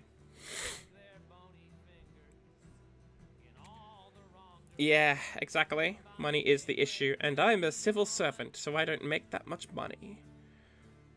Like, you can make money in the civil service if you are higher ranking, but I am not, so... Let's put the halt on that.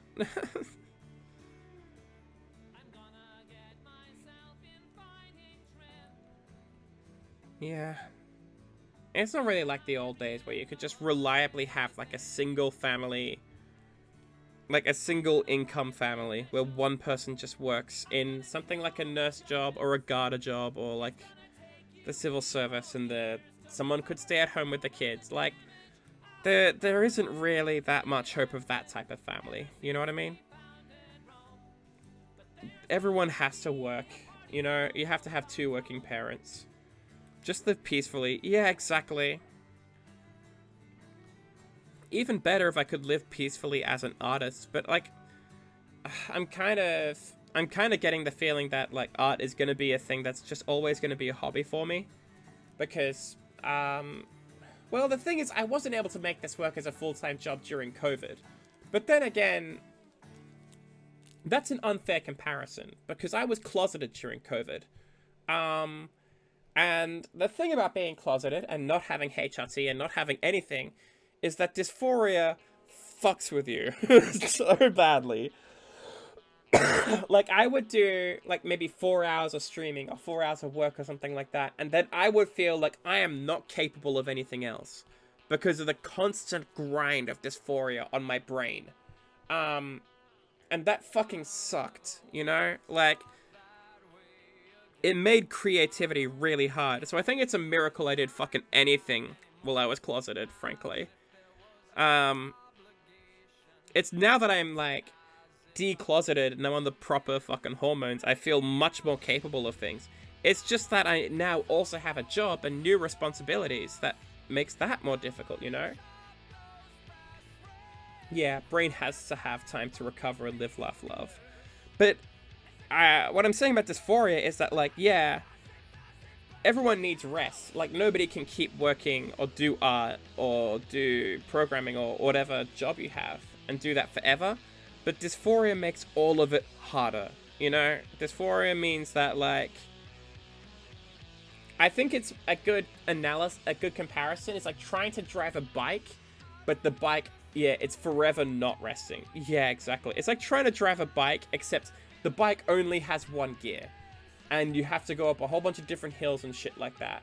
And you can never get to a high speed because you're stuck in only 1 gear.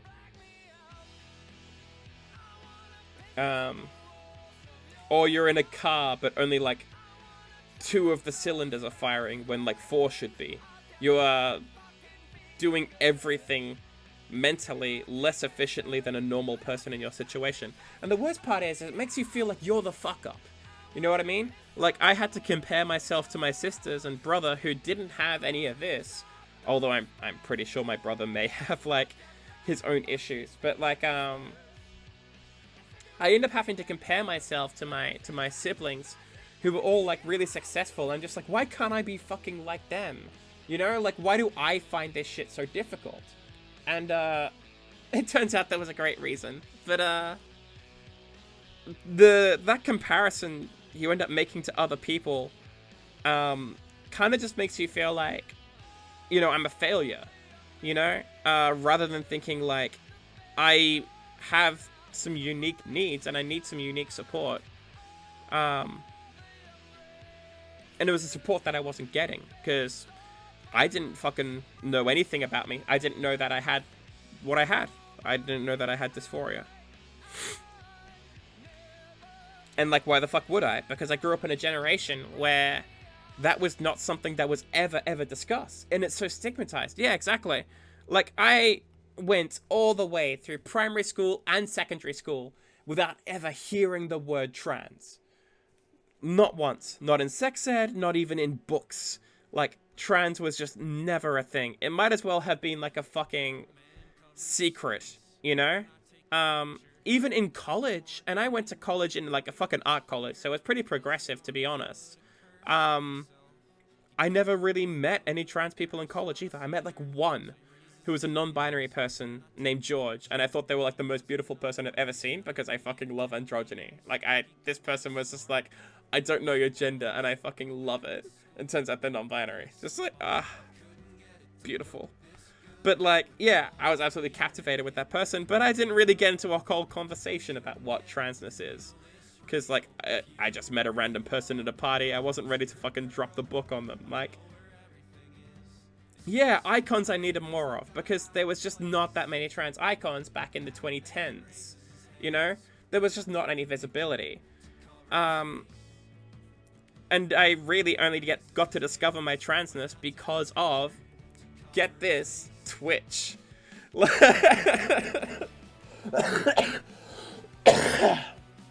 Twitch and Discord was the thing that helped me get the fucking worst thing is Discord. It just sucks. Yeah, no, the stigmatization just like adds so much more on top of everything. But like, yeah, how I discovered that I'm trans is because of Twitch. Yeah, I know, isn't it wild? The internet actually does something nice for me. But I started like hanging out on Twitch, and then I started following a whole bunch of trans streamers and started hearing about their lives and shit, and penny dropped, you know? I just put it together that like the reason I want to hang out with these people and the reason I want to be with them is because I am one of them, you know? Yeah. And then I started meeting them in real life, and it felt like coming home, you know? The first time I ever went to like a meeting of like other trans women, I was just like, yeah, this is it. This is who I am, you know? Because I remember at the time when I went to see that meeting for the first time, it's like, I'm gonna go to this meeting, right? But I'm probably not trans. I'm probably non-binary or like some kind of flavor of genderqueer. That I'm not entirely sure of, but I'm just gonna go to this and meet some people and see how I feel. And then I just felt at home. I felt like I'd just come back to a place that I'd always belonged in. And I was just like, I'm not gonna get away with this, you know? I'm not gonna be able to get away with living the rest of my life without transitioning, am I? Like, I'm gonna have to own up to this. And so I did. I transitioned the start of that next year. I think I went to my first meeting like that in like November or December or something like that. And by February, I was posting about it on the internet that I want everyone to call me a different name. So once the penny dropped quite quickly. I wanted to come out to my family first, though. Once you realize what's wrong with you, and you realize that there's a fix, suddenly it feels like you cannot wait to take the next step every single time. Like my girlfriend's pointed this out, is that like I rush my transition so fast. Like, it's quite the feeling. You know what I mean? And it's very difficult to explain to someone that is not trans what it feels like to finally know what's wrong with you and finally have an answer. You know what I mean? Because this entire time, the only answer that any doctor had given me was antidepressants. Which, by the way, they don't fucking work. Everything snaps into place. Yeah, antidepressants, I'm sorry, I should clarify. Antidepressants do work for some people. Antidepressants do not fix gender dysphoria. This is not a medical solution for gender dysphoria. It might make you feel less bad about your situation, but it doesn't fix you. Yeah. So just to clarify, I'm not saying that people shouldn't take antidepressants, because that's not true. That actually does work for some people. But it doesn't fix gender dysphoria. But yeah, it's like you say, everything snaps into place. You realize who you are, and I don't know, your whole life makes sense. Yeah. Yeah, antidepressants truly are, at best, a stopgap solution that makes life more tolerable until you transition. But, like, trying to make that stopgap solution into your entire solution is like trying to trade in a cruise liner to cross the Atlantic with, like, a fucking rubber dinghy. Like, it's just not gonna be sufficient long term. And I don't know. I hope you do get to transition soon. Honestly, like, I have inadvertently helped, like, what, 3-4 people transition now? Like, just because of people end up coming to me now because they think that I'm experienced. Like, I'm not a doctor or anything. It's just like I can only point people in the way of the correct steps to take, but I wouldn't suggest that anyone takes any steps if they don't feel safe at home, you know what I mean? But certainly there's like stuff you can do, but I don't know, it depends like how safe your family is. And I had the privilege basically of a family that decided not to abuse me for being trans, which it's really sad that I consider that a privilege, but like, here the fuck we are. It's 2024 and not being abused is a privilege.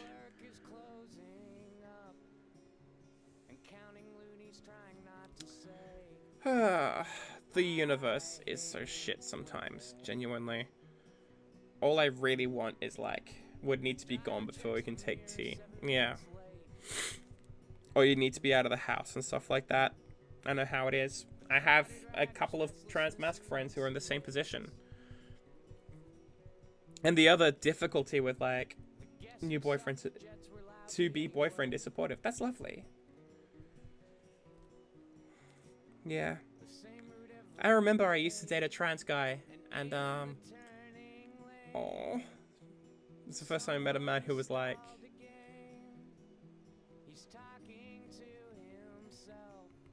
oh, you with a beard? How cute. That's sweet.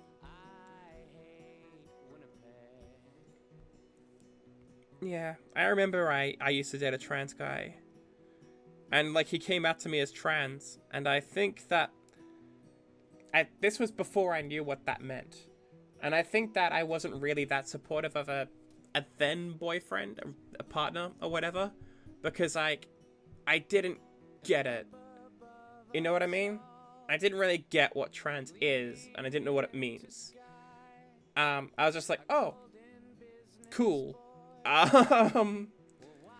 So what does that mean exactly? You know what I mean? And like,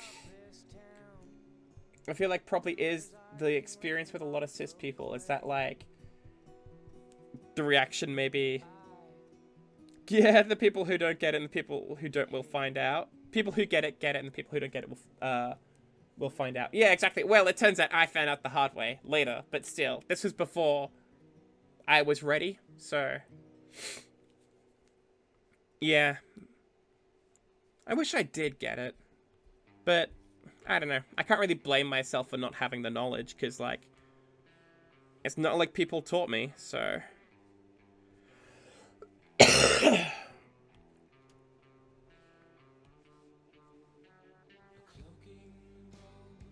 But I get it now.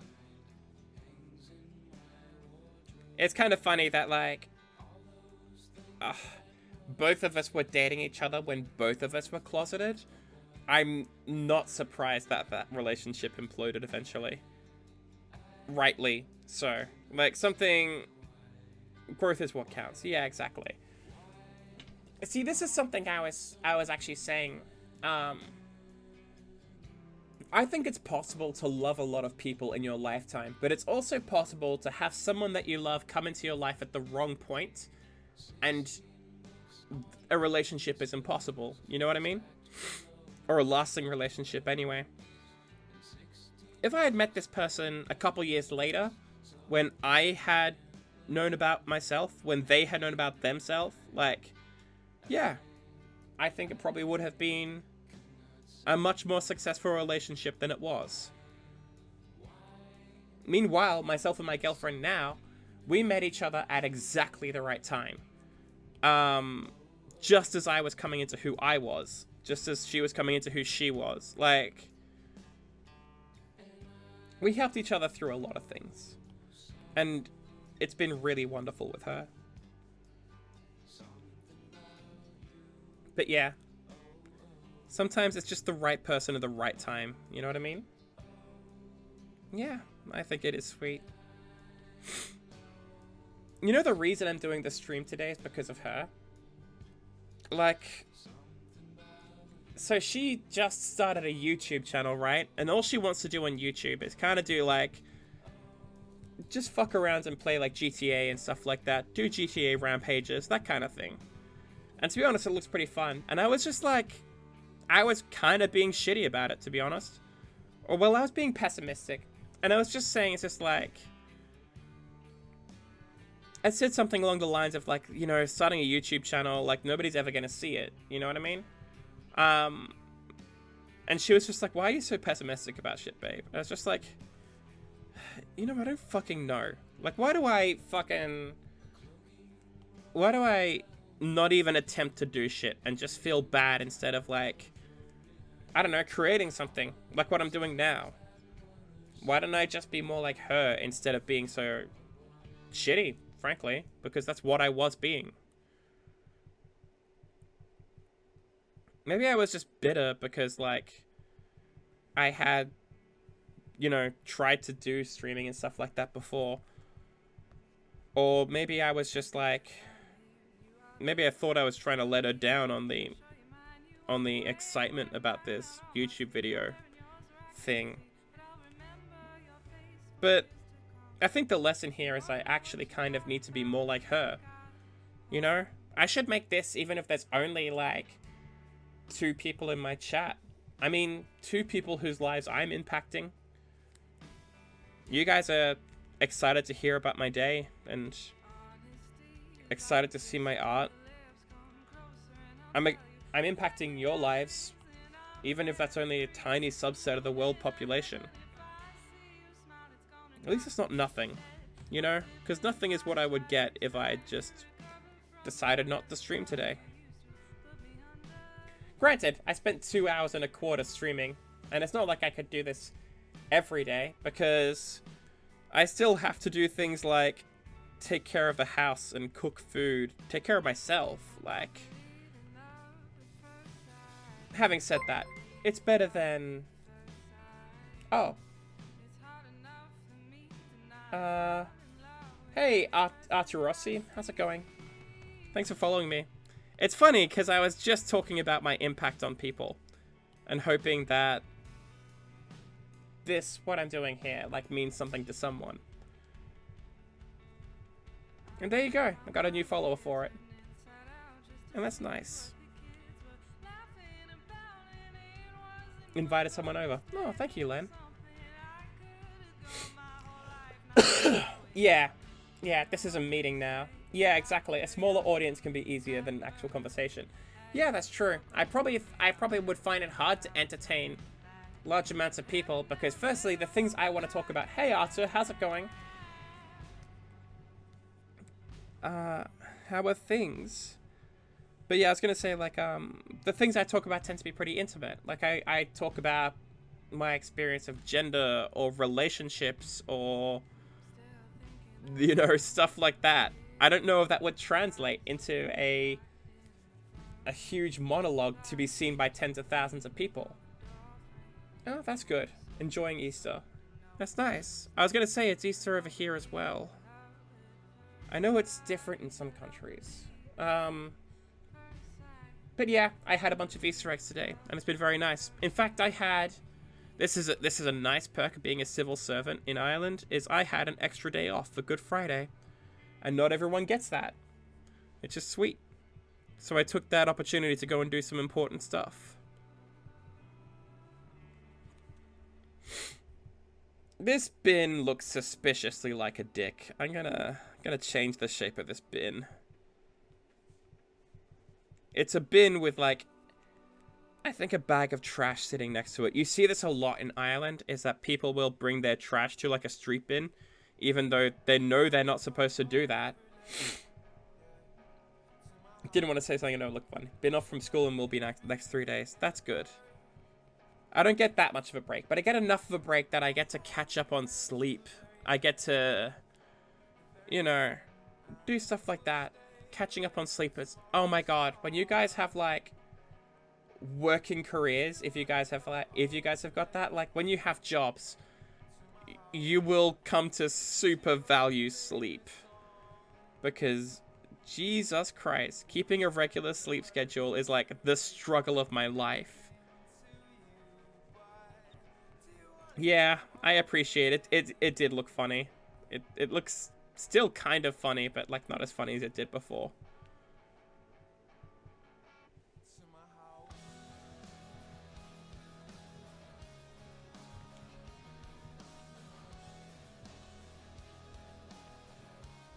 What do you reckon?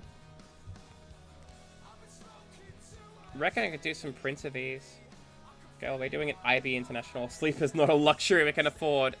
You know what? I did something similar called the Leaving Cert, like the Irish equivalent, and yeah, I remember getting pretty fucking stressed over that as well, so that's fair. That's fair. Although, having said that, I did not get as stressed as my sister did. I dealt with pressure a lot better back then. I don't know why. I guess I just had the flow of study, like, wake up, sleep, study. You know what I mean? Like, I did pretty well in my exams at the end of the day. I did beat my sister, so that's the important thing. I got, like, 10 points more than her in a system that had, like, 600 points in it. So we did very similar, to be honest. But the important thing is that I did slightly better. And that's going to be the story that we come away from that with. Oh my god. I love my sister, like... I love my sister very much, but if you have siblings, you know what sibling rivalry is like. You know what I mean? We were, like, shitty to each other all of the time. And it's funny, because I saw her again recently, and frankly... she said she liked how happy I was, which is that was a really nice thing to hear from her. But yeah, we hung out.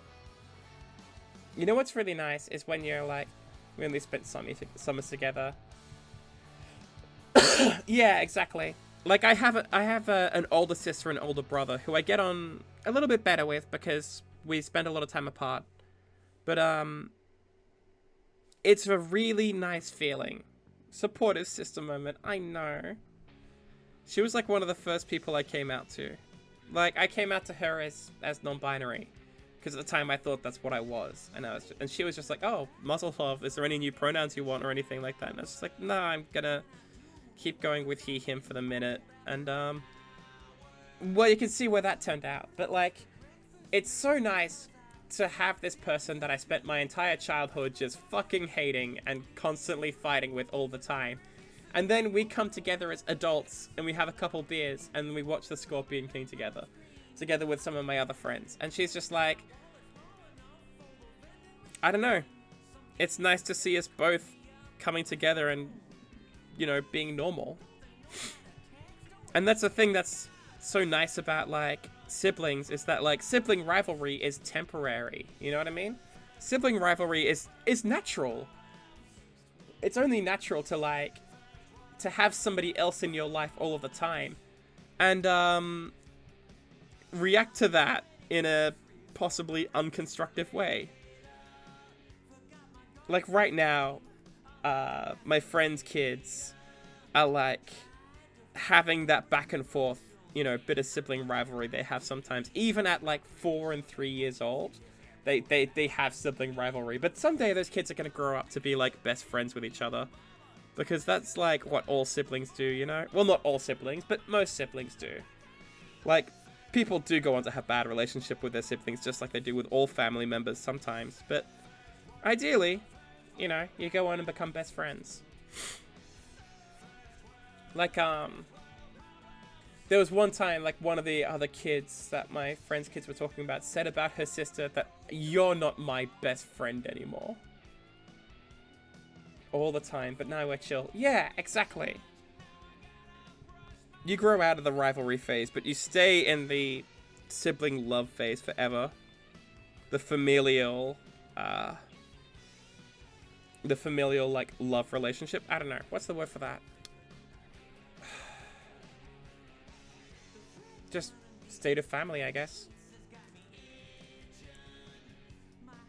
But yeah, I super depend on my sisters and I love them a lot. The good vibe zone. Yeah, exactly. Especially the older of my two sisters. Like, she's so very, very reliable with everything that's been happening lately. I can't go deep into it. It sucks. I'd love to really go deep on, like, the last year or so. But there's some stuff that I'm, like, absolutely not allowed to talk about. But I will when I'm able. But, like, yeah, some really difficult, complicated stuff happened. And my sister super came through for me. I need to do, like, a whole ass video about that when I'm able to. I would really like to do a whole ass video about that when I'm able to. I need to brighten this up a little bit. What is happening here? Let's go. See, the fun part about doing drawings like this is that it's not really a trace. It's more like I'm getting some information to start off with, but I'm really doing the fine details myself. The finished product is mine. It's more just so, like, the thing I make reads as if it's an actual image.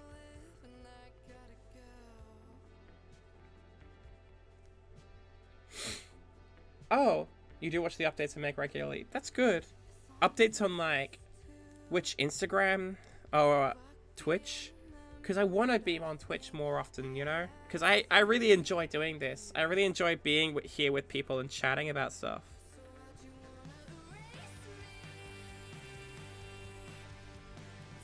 That was the other thing I was going to say is that, like, I've accidentally become, like, something of an activist, even though I didn't really set out to be. Updates on YouTube and the Instagram updates. Oh, you read my... Hey, Apollos, how's it going? Old friend. But yeah, I have a lot of stories on Instagram that tend to be quite activisty. By the way, Len, if you want to have your mind blown a little bit, right? Go into my YouTube and look at the oldest of my diaries. Yeah, long time. Well, it's been a long time since I've been here as well, so it's good to see you too. Look at the oldest of my diaries and then look at me now, because holy shit, an entire year of HRT does a lot, it turns out. It's actually kind of spooky, to be honest. How are you going, Apollos? How are things? Going good. Yeah, I was going to say, it's been a long time since I've been here as well. Work has been very busy for me, sadly. But I want to make the extra effort to be, like, you know, a bit more present. A bit more, like, here and shit like that. I also have to set up another Discord. Because, like, my old Discord is just rife with my dead name. I have to make a new Discord and, yeah, do that. So fucking awkward. Be nice to have, like, I don't know, people be online, like, chatting with me through headphones so I don't have to look over at the chat screen all the time. But yeah. If you haven't caught up, Apollos, I've been retraining effectively as a programmer for the past year or so. And I work in a government department that basically handles pensions. Pensions and... Yeah, I know I'm a stereotype. I literally just started training as a programmer, like, a month after coming out. I'm just that much of a stereotype. But at the same time, like, I work in a government department that's, like, handles a lot of really important shit to keep the country running. you know? And I'm actually quite pleased with it, to be honest. I think that's I think it's a... I didn't intend for my pen to do that, but I think that's quite a nice effect, so I'm going to leave it. But, yeah, so it feels like I'm doing something important with the world. I'm not just working for, like, Twitter or something like that. I'm sure you get more money working for Twitter, being, like, a data scientist or some shit. Kind of ironically, like, I don't know, can Twitter even afford to pay for all of its data scientists anymore? It has become something of a fucking shithole, hasn't it? I'm much happier working a worse paid, but change the Discord. Yeah, they'll be on back in a moment or two. Yeah, no worries. I'm gonna have to set up the Discord properly just so I can have people in it and it's not like embarrassing. But like, yeah, I shall do that.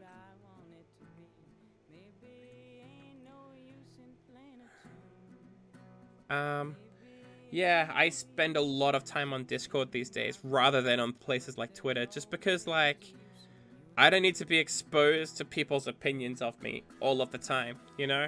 It's just not helpful or constructive for my mental health or my life. So we just ain't doing that, fam. Yeah, Twitter is just like... Twitter consists of two things right now, and one of those is bot farms, and the other thing is fascists. Like... It's just not worth your time. It's not worth anybody's time, and I don't know who the fuck thinks it's worth their time, but they probably paid $8 for it. It really is just this massive fucking obnoxious echo chamber now. And I mean, if I'm gonna have an echo chamber, I might as well make it a Discord with my friends who like me. You know what I mean? So I hang out in a lot of like fucking queer Discords these days. I will say, trans girl Discords are spicy. I feel like that trans girls are just a tiny bit more deranged than the rest of the general population, right? But also, like, I feel like the way you get attention and the way you flirt with people, especially other trans girls, is just by trying to compete to see who can post the most batshit thing in the memes channel. And I fucking love that about our culture. I'm very proud of this. Because I've definitely noticed this. I'm in, like, non-binary, I'm in, like, mixed and also trans femme discords, and I feel like the trans femme ones just take it to an extra level of weird.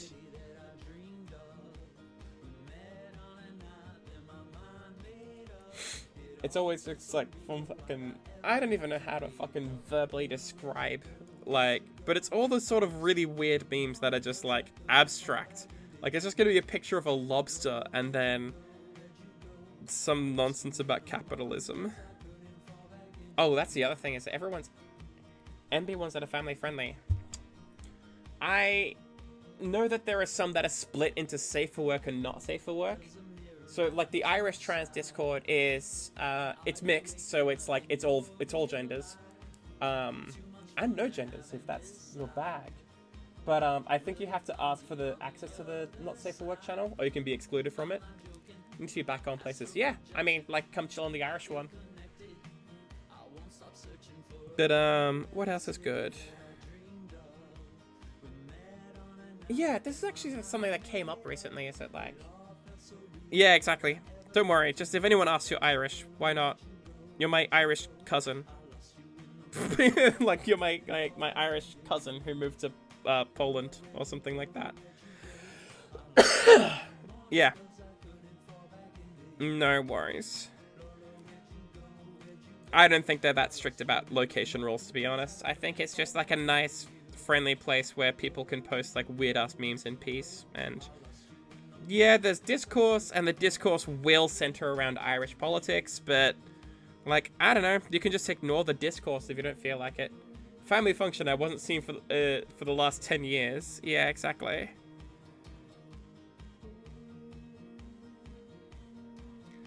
God, Irish discourse is actually kind of wild now. Did you know that the Prime Minister of Ireland resigned last week? And it was like, nobody fucking saw that coming. Because well, no, yeah, exactly. Like, so this guy has been the prime minister, and he's been like a cabinet minister since like 2010, and just one day he up and resigns. No, it's 2014. Sorry, he's been a cabinet minister. He's been like minister for health, which is like, high ranking for a long time. And then one day he just dropped and said, "It's like, yeah, no, I think I'm done. Like, we'll have somebody else take over." Yeah, he's been in 10 years, like the top of politics, and he's like, "Yeah, I think we all good here." And then now I'm just gonna fuck off. Like, now to be fair, nobody likes this dude. I don't know if you've heard much about like politics in Ireland over the past like 10 years, but there's been a housing crisis for 10 years, and nobody is happy about this. There's been a steadily worsening situation in like hospitals and healthcare for like 10 years, and like nobody's happy about this. Like, nobody's been happy about the way he's been running the country, or his party has been running the country at all. Yeah, housing was and is fucked. Yeah, I mean, I bitched about that all the time, and everyone knows about it. Everyone bitches about it. And for some reason, nothing gets fucking done. No matter how much I bitch about it, no matter how much everyone knows it's shit, nothing gets fucking done. Which is why he's presumably resigning. Well, the thing is, there has to be an election between, like, now and March. Sorry. There has to be an election between now and March next year. And I suspect he just doesn't want to run the election. Like, I think he senses it's going to be bad. There's going to be a European election and a local election in, I think, oh, who are the candidates? Oh, this is an interesting one. So, historically, Ireland has been led always by one of two parties. It's Fianna Fáil and Fine Gael. And this dates all the way back to the War of Independence. So, like, ever since we've had a free country, it's always been either Fianna Fáil or Fine Gael. And these are both split-offs from this original party called Sinn Féin. And that version of Sinn Féin is defunct. So bear that in mind.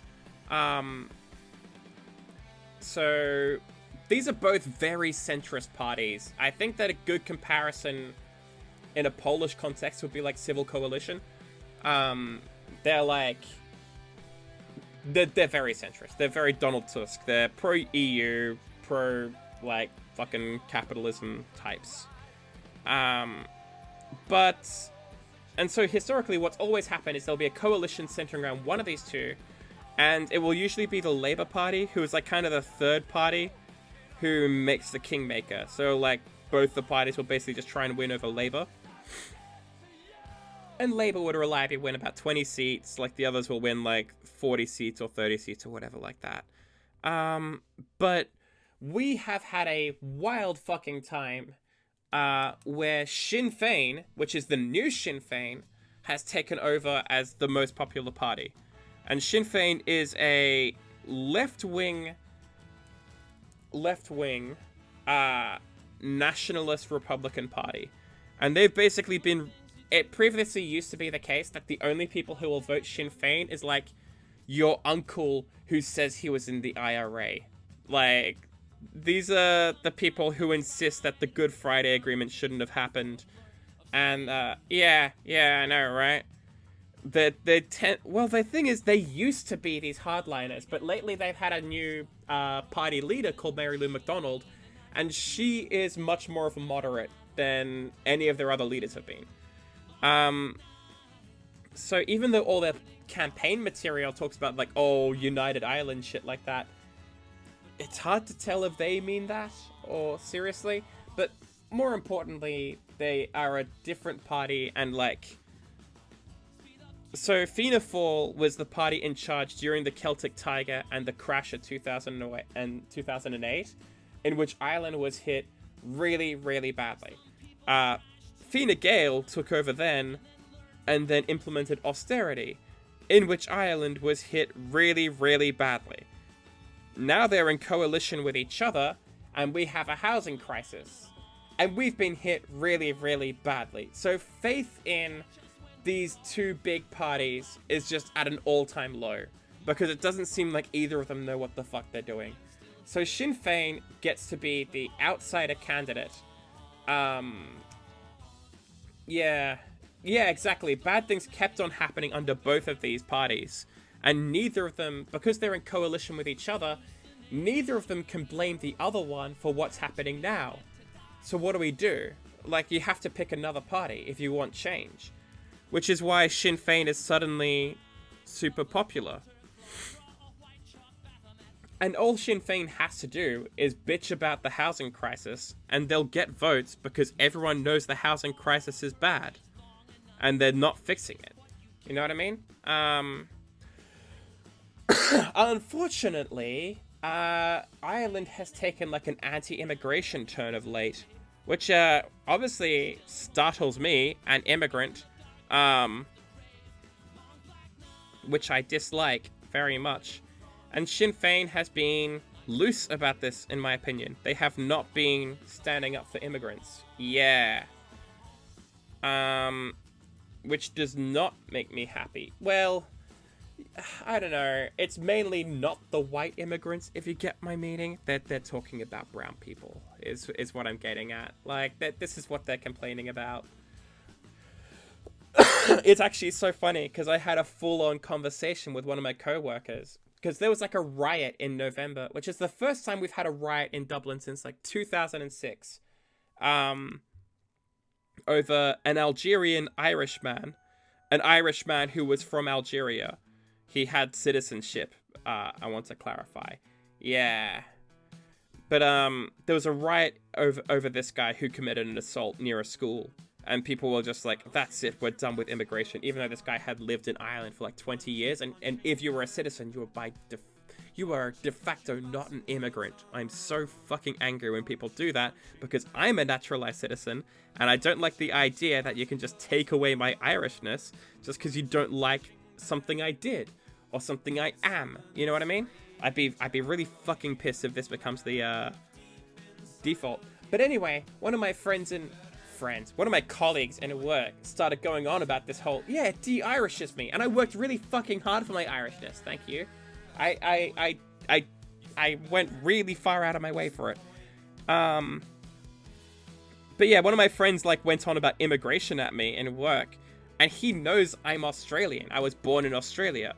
And so, yeah, I'd like started like making a fuss about this. I started talking back to him. I was just like, yeah, I mean, you know, we should get all the fucking Australians out of this country.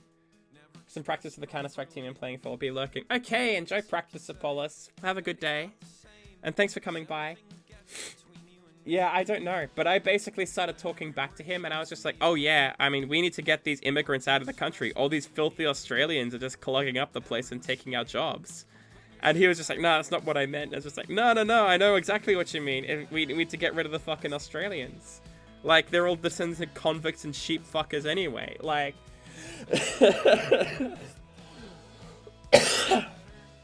So yeah, I will absolutely play my fucking immigrant card. Because, like, I know what he's talking about is not immigrants like me. The white immigrants. But that doesn't matter because it shouldn't matter, like, if someone's an immigrant because of their race. Like, you don't get to decide who's more foreign based on how white their face is. And I realize I'm like relatively, yeah, I'm privileged for an immigrant. I have a nice white face. I have English as a first language. I've got a good middle class accent. I'm the fucking model minority here. I am a tranny, but like okay, we can't be perfect, can we? But other than that, like, I'm the perfect immigrant, right?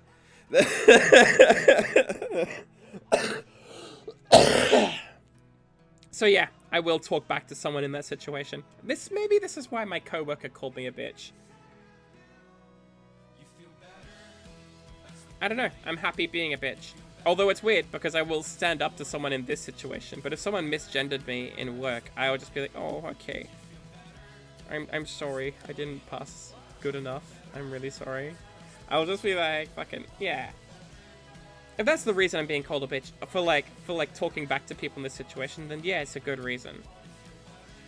I'm happy to own being that type of bitch. That's the type of bitch I want to be. The type of woman I want to be honest. Like I said, like, when I think of female role models all throughout my life, you know, other than my mum, obviously, and my sisters and stuff like that, my female role models have been people like Pink, you know, the singer.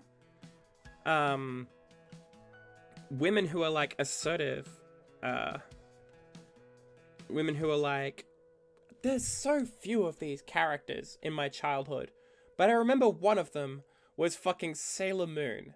And I was obsessed with Sailor Moon as a child. Because, like, yeah, she's a princess, but she also fights evil all of the time with magic. You know what I mean? She is the hero. Like... I recently rewatched Sailor Moon, actually, and even though, like, people say it's like, oh, well, it's Prince Endymion, I mean Tuxedo Mask, I don't want to spoil, but it's Tuxedo Mask who swoops in and saves the day. It's like, no, he only does that sometimes, like when she needs it, but the rest of the time it is Sailor Moon saving lives and helping people, you know what I mean? And just as frequently, like, she saves fucking Tuxedo Mask, you know? And yeah, that whole anime is very, like, heterosexual, I won't lie. It has a very sort of, like... It did downplay what was intended to be a sapphic relationship between two characters in the English version. It's like, okay, so it's not perfect, but bear in mind, this was fucking 1990s era. Like, this was, like, the best role models I could get, you know? The dubbing drama. Yeah, exactly. Fucking Fox did that to a lot of different things, so it's not personal. And the 90s were a different time, like... Not the point, either way. The point is that I was like, I really loved Sailor Moon. That's what you need to know. I used to dress as Sailor Moon when I was 5 years old. Like, I was that level of fucking gay. I'm amazed that it took anyone so long to notice that I'm trans, given that I used to cross-dress as a child. I don't know. Maybe they just thought that was normal.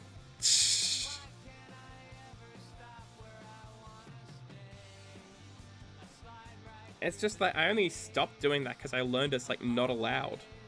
You know? Yeah, there were no signs. I love that, like, the trope, like, oh, there were no signs, like, me literally cross-dressing as Sailor Moon as a child. Literally, my favorite Pokemon character being Misty from Pokemon, not Ash or Brock. The one I've identified with the most and vibed with. That and Officer Jenny. And Nurse Joy. Like, I literally, like, every time I see these characters, I fucking light up. And I remember lighting up like that. And being excited for them. Nurse Joy? Yeah. I wanted to be like fucking Nurse Joy as a kid. Although, now in retrospect, I think it's really funny, like, what they did with Nurse Joy. Is that they effectively had Nurse Joy be the same in every city. And the joke was, it's because that, like, oh, they're all actually sisters and cousins. They're all related to each other. And for some reason, everyone in this family just happens to be a nurse. And there happens to be a better explanation. It's because they didn't want to have to redesign the nurse character that they have to interact with in every city. You know what I mean? So, like, they basically came up with a lore reason to do the thing that was convenient for the sake of animation. And also plot continuity. Because, like, you don't want to have, like, a dumb 10-year-old kid have to clock that, oh, this is the nurse in this city, this is the nurse in that city. Because Ash and the group were, like, constantly moving places, right? So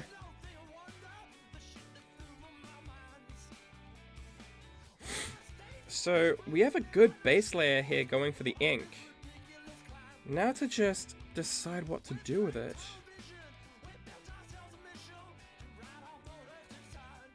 What should I do next? Oh. But yeah. You know what they say. There were no signs. Totes. Totes believe you.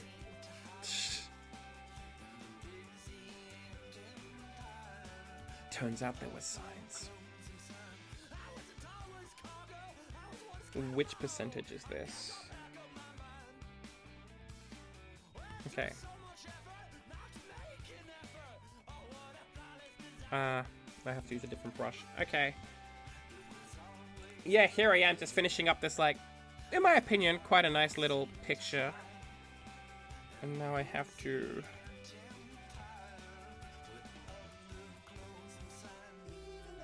work with it a little bit. So if I remember how this worked from my... Yeah. This is, I think I mentioned earlier, but this is Anger Street in Dublin.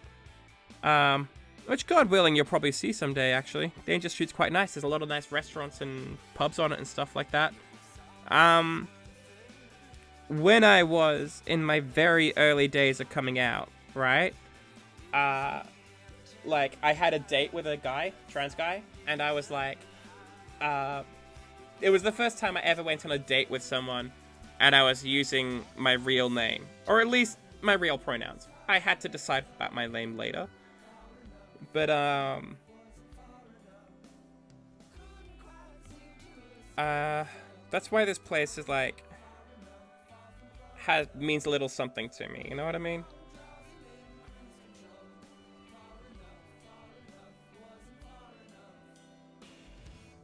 That's why I'm drawing this place. It's a little bit of a piece of my journey, you know what I mean?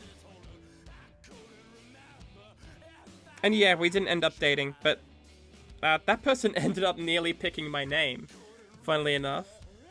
Because one of the names I came very close to picking, was Grania, which is not a common Irish name. More likely, you more commonly hear people called Grania. But Grania is short for Solus Grania, or Solus la Grania, which means sunshine. And I really liked that name because sunshine is aspirational. It's a good indicator of, like, what type of woman I wanted to be. You know what I mean?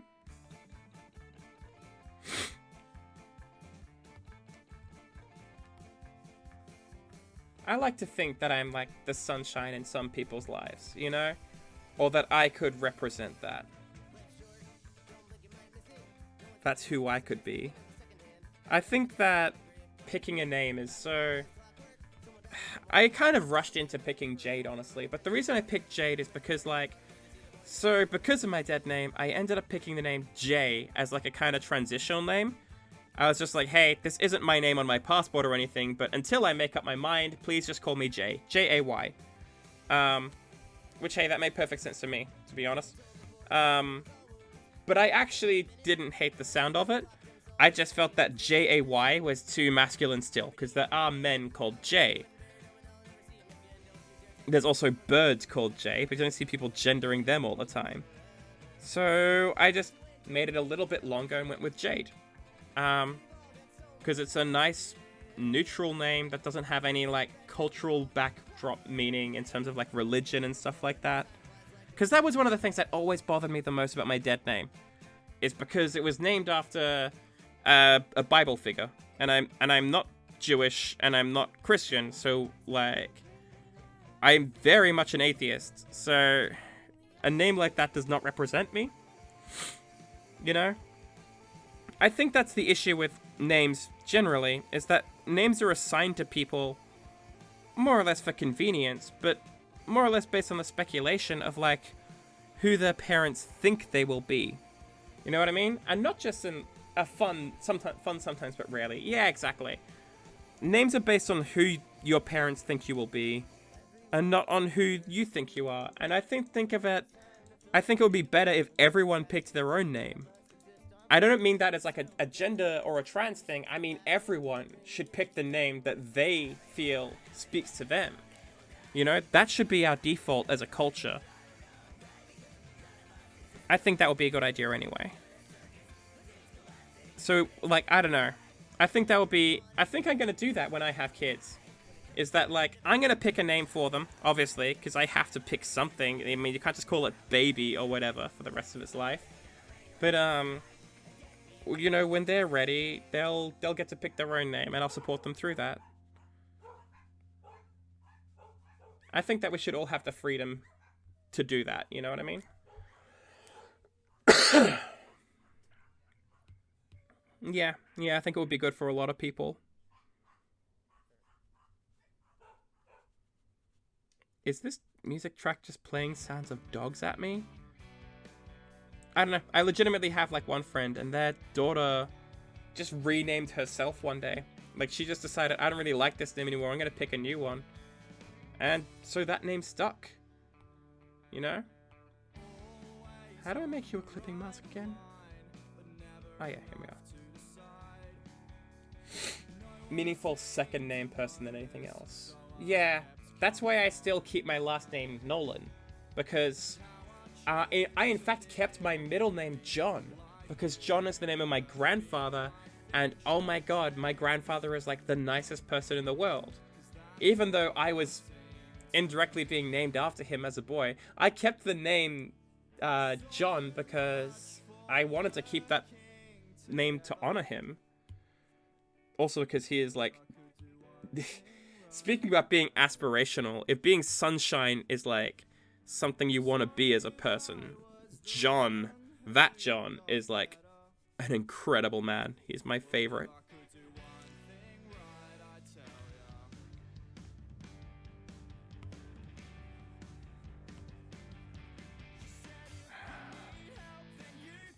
It's been a long time since I've done shading, so y'all gotta bear with me. I'm sorry.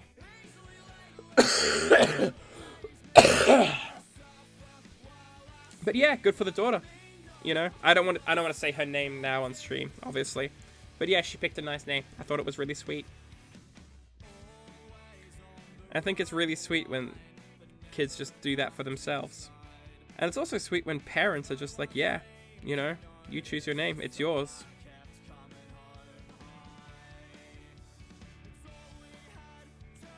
Rightly so, in my opinion. Let's just pick out everything that should be darker.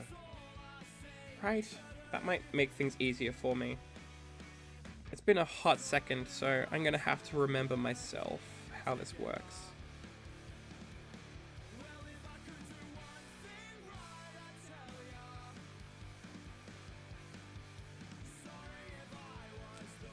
And then I guess I go back over this with color at the end of this. Thank you.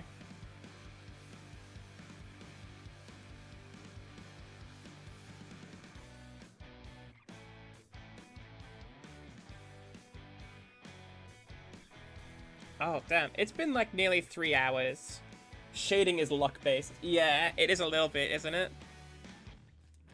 I don't want it to be like all line shading though, because I like having the line to emphasize some of the areas, but if I had nothing but line all the way through it as shading, I feel like it would look... What's the image-based equivalent of being wordy? It would look hyper-complicated, you know what I mean? You don't want to have too much shading to the point, too much line work to the point where it's just like something looks disorganized.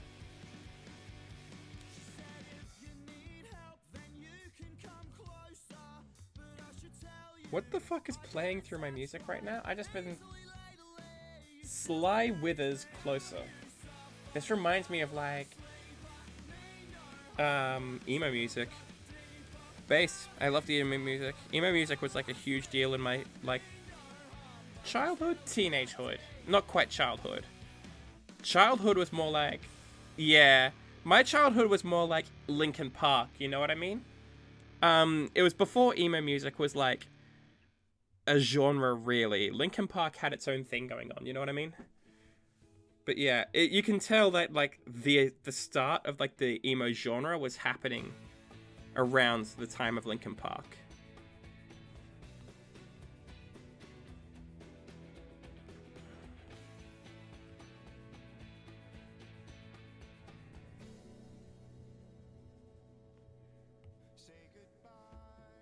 Yeah, I was there for emo music. Well, I wouldn't say I was that self-aware. I was not self-aware enough to understand that emo music was like, you're not supposed to take it seriously. You know what I mean? Like, you're supposed to like, you're not supposed to be like, yes, this is my identity now. I'm gonna sing like MCR at my girlfriend or whatever. I would say I was like some level of self-aware, but not enough, babe.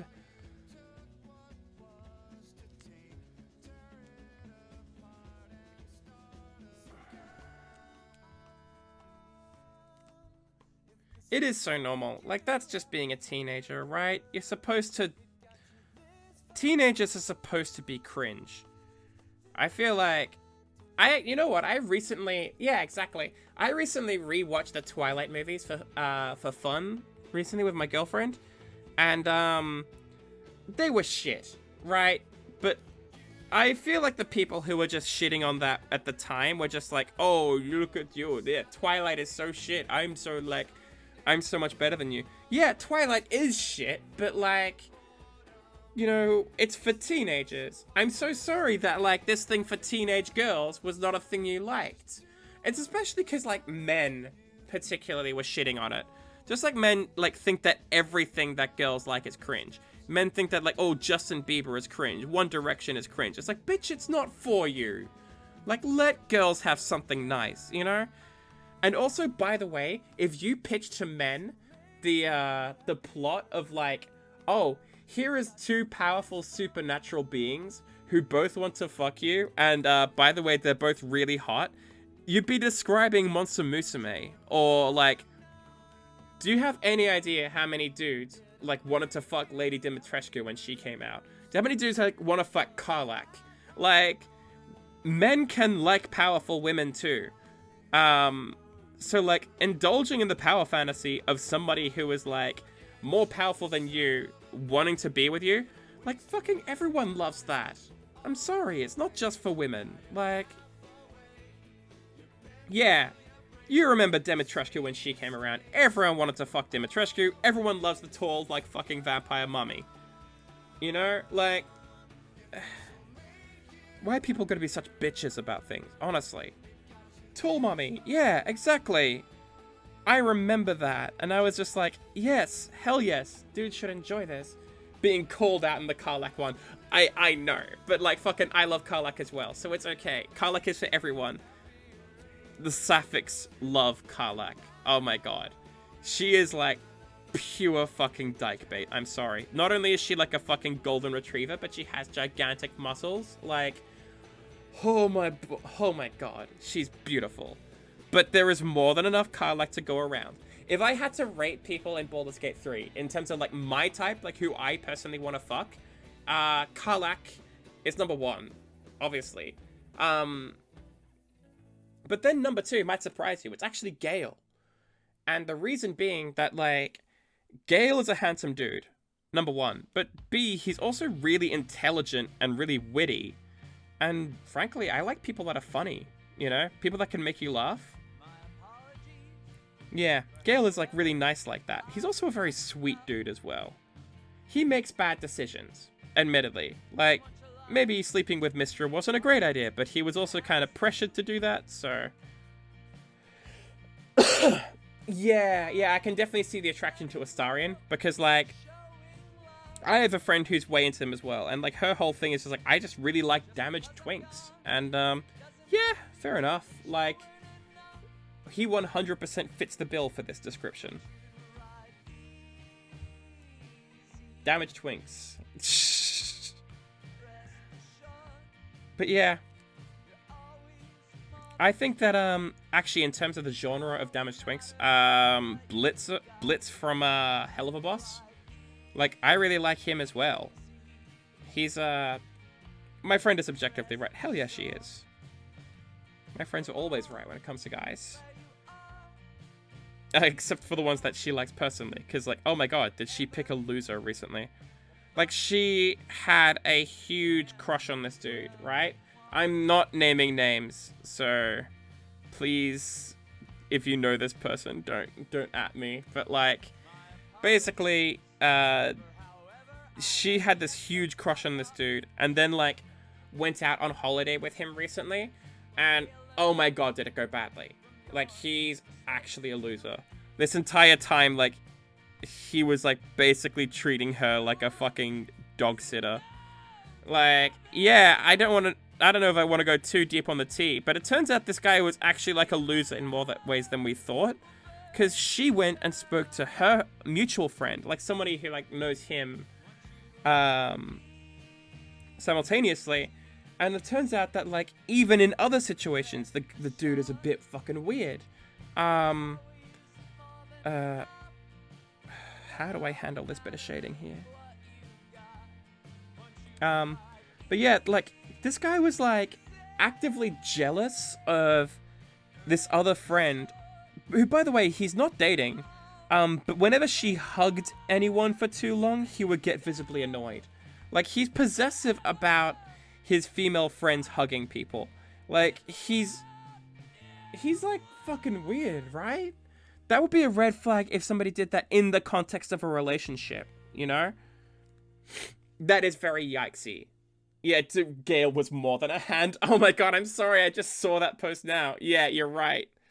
Gale is, like, kind of a babe. But yeah. This was, yeah, like I said, this dude is kind of a loser. And I was just like, wow, I know you liked this dude, liked in the past tense, but, like, bullet fucking dodge, babe. Like, holy shit. Yeah, I don't know. It just feels that way when you like cis men. Oh, well, like, yeah, I mean, I don't mean to say this in a way that would distinguish, like, trans men from cis men, but cis men are a different breed. Like, cis men grow up in patriarchy their whole lives, and as a result, they get some funny fucking ideas. You know what I mean? Like, in a way that it usually takes trans guys to, like, grow into for fucking ages. Like, not to say that trans guys are, like, incapable of misogyny, because, like, fucking everyone is. But, like, cis guys live in the patriarchy all of the time. And so, they get weird. And they get like this dude. Maybe I'm supposed to color both ends of this. But yeah, it was yikesy. And, like, it's such a difficulty being a woman that likes men. Because you just don't know who you're gonna fucking get, do you? You know? You never know who you're gonna get, and you're never gonna know if they're, like, remotely cool. And this guy was like, he seemed really cool up until he wasn't.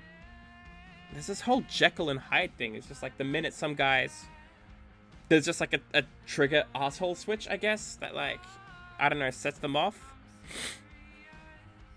But yeah, I don't know. Thank fuck I don't have to worry about this. I'm happily in a gay relationship with my girlfriend, so. But I do like men. Like, I have been through this with men. It's just, yeah, I don't know.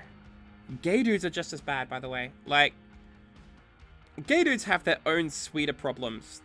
And, yeah, patriarchy is probably to blame for that, as well as homophobia. But, like, the gay dating scene has its own special meta.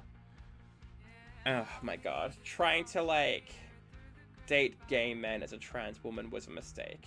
This was like, I don't know, it's before I knew better. Grindr is just not the place for you if you're a trans girl. Let's just say that.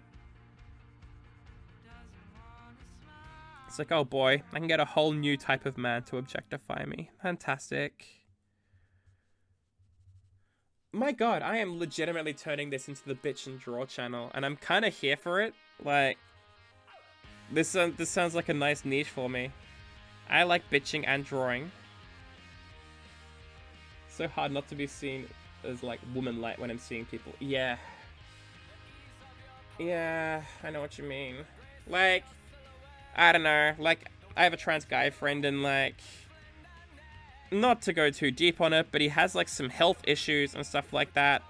And I'm just, like, hearing the reactions he's getting, and it's just like, if you were perceived as a man, nobody would be speaking to you this way. And it's so bullshit that you're not perceived as masculine, because, like, this is fucking unbelievable. Medical misogyny, also a thing.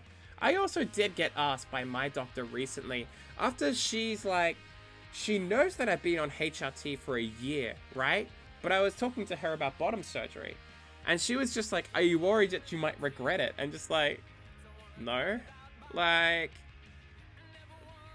nobody goes out and injects estrogen into their body for like a year and thinks at the end of this, like, yeah, I'd really like to still have a dick. No, well, that's not true. There are women who are happy having dicks. Don't get me wrong. But, like, I've always been clear from the start. My goal was always to get bottom surgery, and I've never shown any sign of changing my mind about that. So I don't know why she's just like, but you might regret it. Like, Oh my god, am I finally being seen as a woman? That my medical decisions are being second guessed? Yeah, exactly. Like, if I was unsure of myself, I would not be here in your office asking for this. You know what I mean? Like, I'm clearly pretty fucking certain. You know what I mean? And it's weird because she's always been a pretty good ally to me, you know? She did stand up for me when, yeah. It's way too funny and it shouldn't be. What, like, the fact that I'm being perceived as a woman and ergo, like, my medical decisions are being second guessed. I mean, it is true. There is such a thing as euphoria, like euphoria. And that is, like, when you experience misogyny, but it's, like, affirming misogyny. You know what I mean? Like, I told you about my coworker who, like, told me to smile more and shit like that. And I tell you what, I was, like, low-key affirmed by this. I was just like, yes, I'm finally being spoken to like a woman.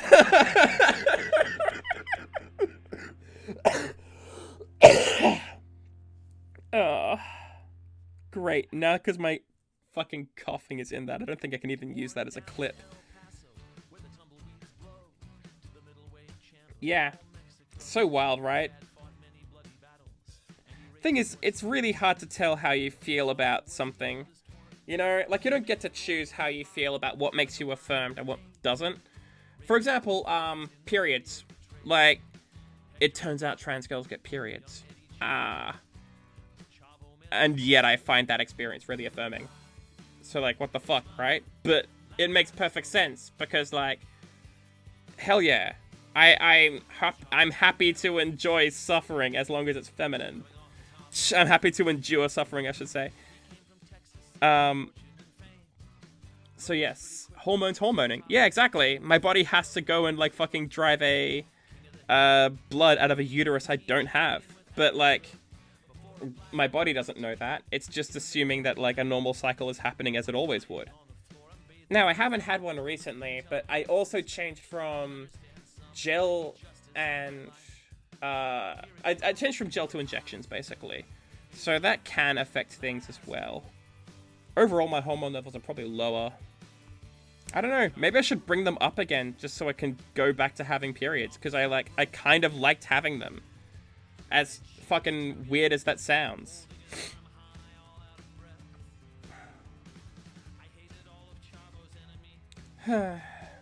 Hormones do be that way.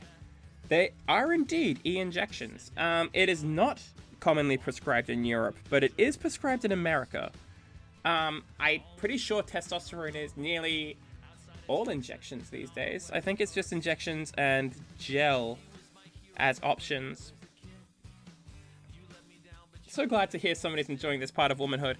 Yeah, I know, right? I'm enjoying the misogyny. I'm gonna tilt my camera down a little bit, because I'm just, like, getting the top of my head in here. Because oral meds fuck up your liver. Yeah, oral meds have to be processed through the liver. Oh, my camera's not working anymore. Oh no, wait, it is. Okay, cool. But yeah, oral meds do have to be processed through the liver, and as a result, they're less effective. Oh no, they do fuck up your liver with testosterone. You're right, sorry. You can take oral E, but, like, it's less effective.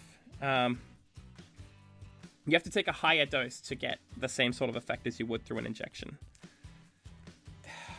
Fuck's sake.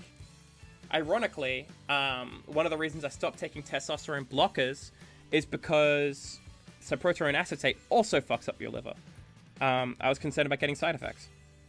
So, hey, it does seem like no matter what I do to my testosterone, it's just going to fuck up my liver. So, I don't know, maybe my liver just wants to be fucked up. That's why I drink so much.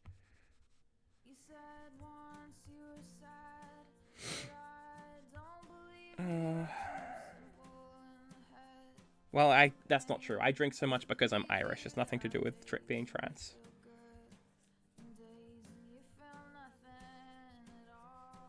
Yeah, anyways, I was gonna say, like, if I had, like, €1 for everyone... It's still just looking at the top of my head. I need to, like, move the camera, like, down, like, directly into my face. Because all I've done is just, like, fucking pointed it slightly wrong. Come on, camera.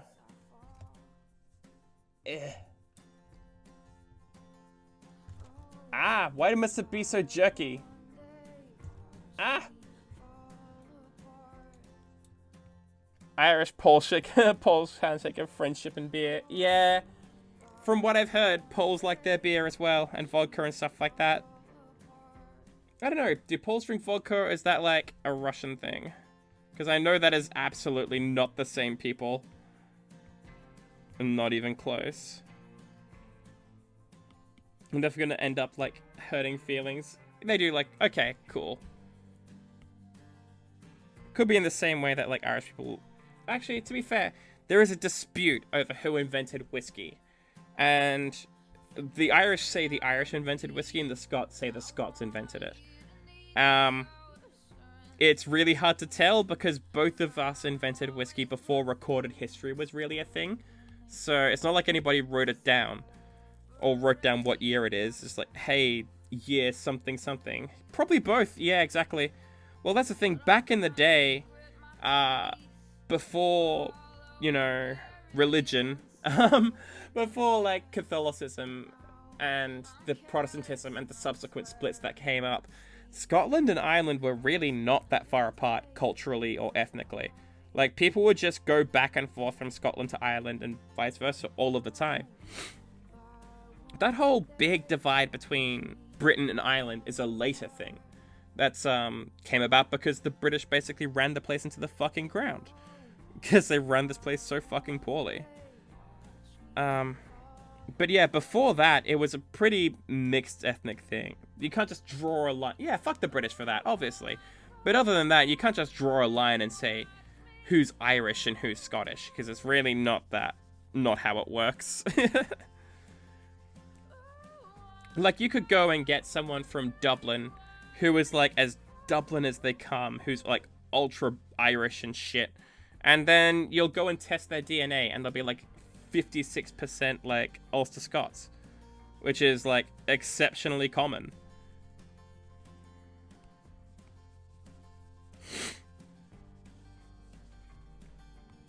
Ultra Irish. Yeah, exactly. He's gonna have a fucking like cig in his mouth and be asking you for €2 for the bus and everything. He's gonna be that type of Irish, and he's still gonna be like 90% like fucking Ulster Scot or something. I'm trying to think of like what's like the biggest Irish stereotype I can think of, and it's just like, it's that, you know? It's your man who's asking you for €2 for the bus, you know? That's so much how it fucking works here. I don't know what the Polish equivalent for like, for that is, but like, I don't know. There is like a dude who lives in my neighborhood who was like visibly drunk all of the time. And like, one time he stopped me and he tried to give me money so I would go into a shop and buy Linden Village for him. Which, by the way, is like the cheapest cider you can get. I'm thinking, it's like, okay, the reason you're asking me for this is because you're barred from that shop from whatever reason, and I don't want to be a part of it. Also, like, this guy's clearly an alcoholic, and I don't want to enable him if he's clearly not doing so good, you know what I mean? Like, buying this person alcohol can only hurt him, you know what I mean? Yeah, so I don't even know what the fucking Polish equivalent of that is, but like, that's the guy who asks you for €2, you know? Guy in Nike sweatpants and hoodie begging for money for drugs. Yeah, exactly. I don't know if it's Nike here. It's like fucking Canada Goose or something. Like, legitimately, my girlfriend's been like, oh shit, like, I've become like fucking... Anytime I see someone like wearing sweatpants and a hoodie, I just instantly turn into a fascist. I want all of these people to like get off the streets forever because I hate them. Because it's like, yeah, you're kind of fucking right. These people are sort of intimidating. You know what I mean? Like, and it's just like, anytime I'm like away from these people, I'm just like, well, realistically, the social problems in Dublin aren't really their fault. A lot of these people come from like broken families and shit like that. So it's like not really their fault that they were raised in a shitty environment. And then when you have to like walk past one to get to a bus stop or something, you're just like, oh fuck, I wish we could just put everyone in jail. And it just like goes to show that, yeah, just you have to just not look at them. Exactly. Especially if you're visibly queer or visibly feminine, because like, you don't want to portray like a weakness in front of someone like that. You know, like, it can get uncomfortable very quickly. You know, because on top of everything, a lot of them are, like, are also potentially dangerous, you know? But it's just... yeah, like I said, there's like a very clear disconnect in my mind between the objective truth of these people, which are that they are the state's fault. You know, it's our country's fault for like running a shitty social service system, which by the way I'm a part of, and not taking care of them, which is why they're there. And then the disconnect of that plus I'm also scared of these people and I want them in jail. I'm just like, oh my god, I am a hypocrite. I'm such a hypocrite. Like, I will take safety over, like, fucking common sense every day. Safety over social justice any day. It's just like, ugh, yeah. Young guys, the more dangerous part of people. It's only old folk for the most part. Yeah, it's true.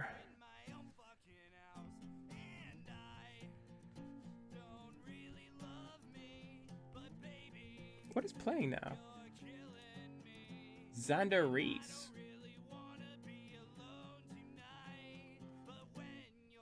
What the fuck? Let's change music. I think it's okay, but it's just not for me. Yeah, I don't want to sacrifice any sort of protection for ideals. Yeah, exactly. Even though the ideals are correct, objectively, the thing that would be safest for me is to live in a city without quite so much fucking poverty in it. But the promise of like, oh, if we put that person in jail, you'll be safer, as a short-term promise, that seems really nice, doesn't it? Like... yeah, I'm just as vulnerable to the brainworms of personal safety as everybody else, you know what I mean?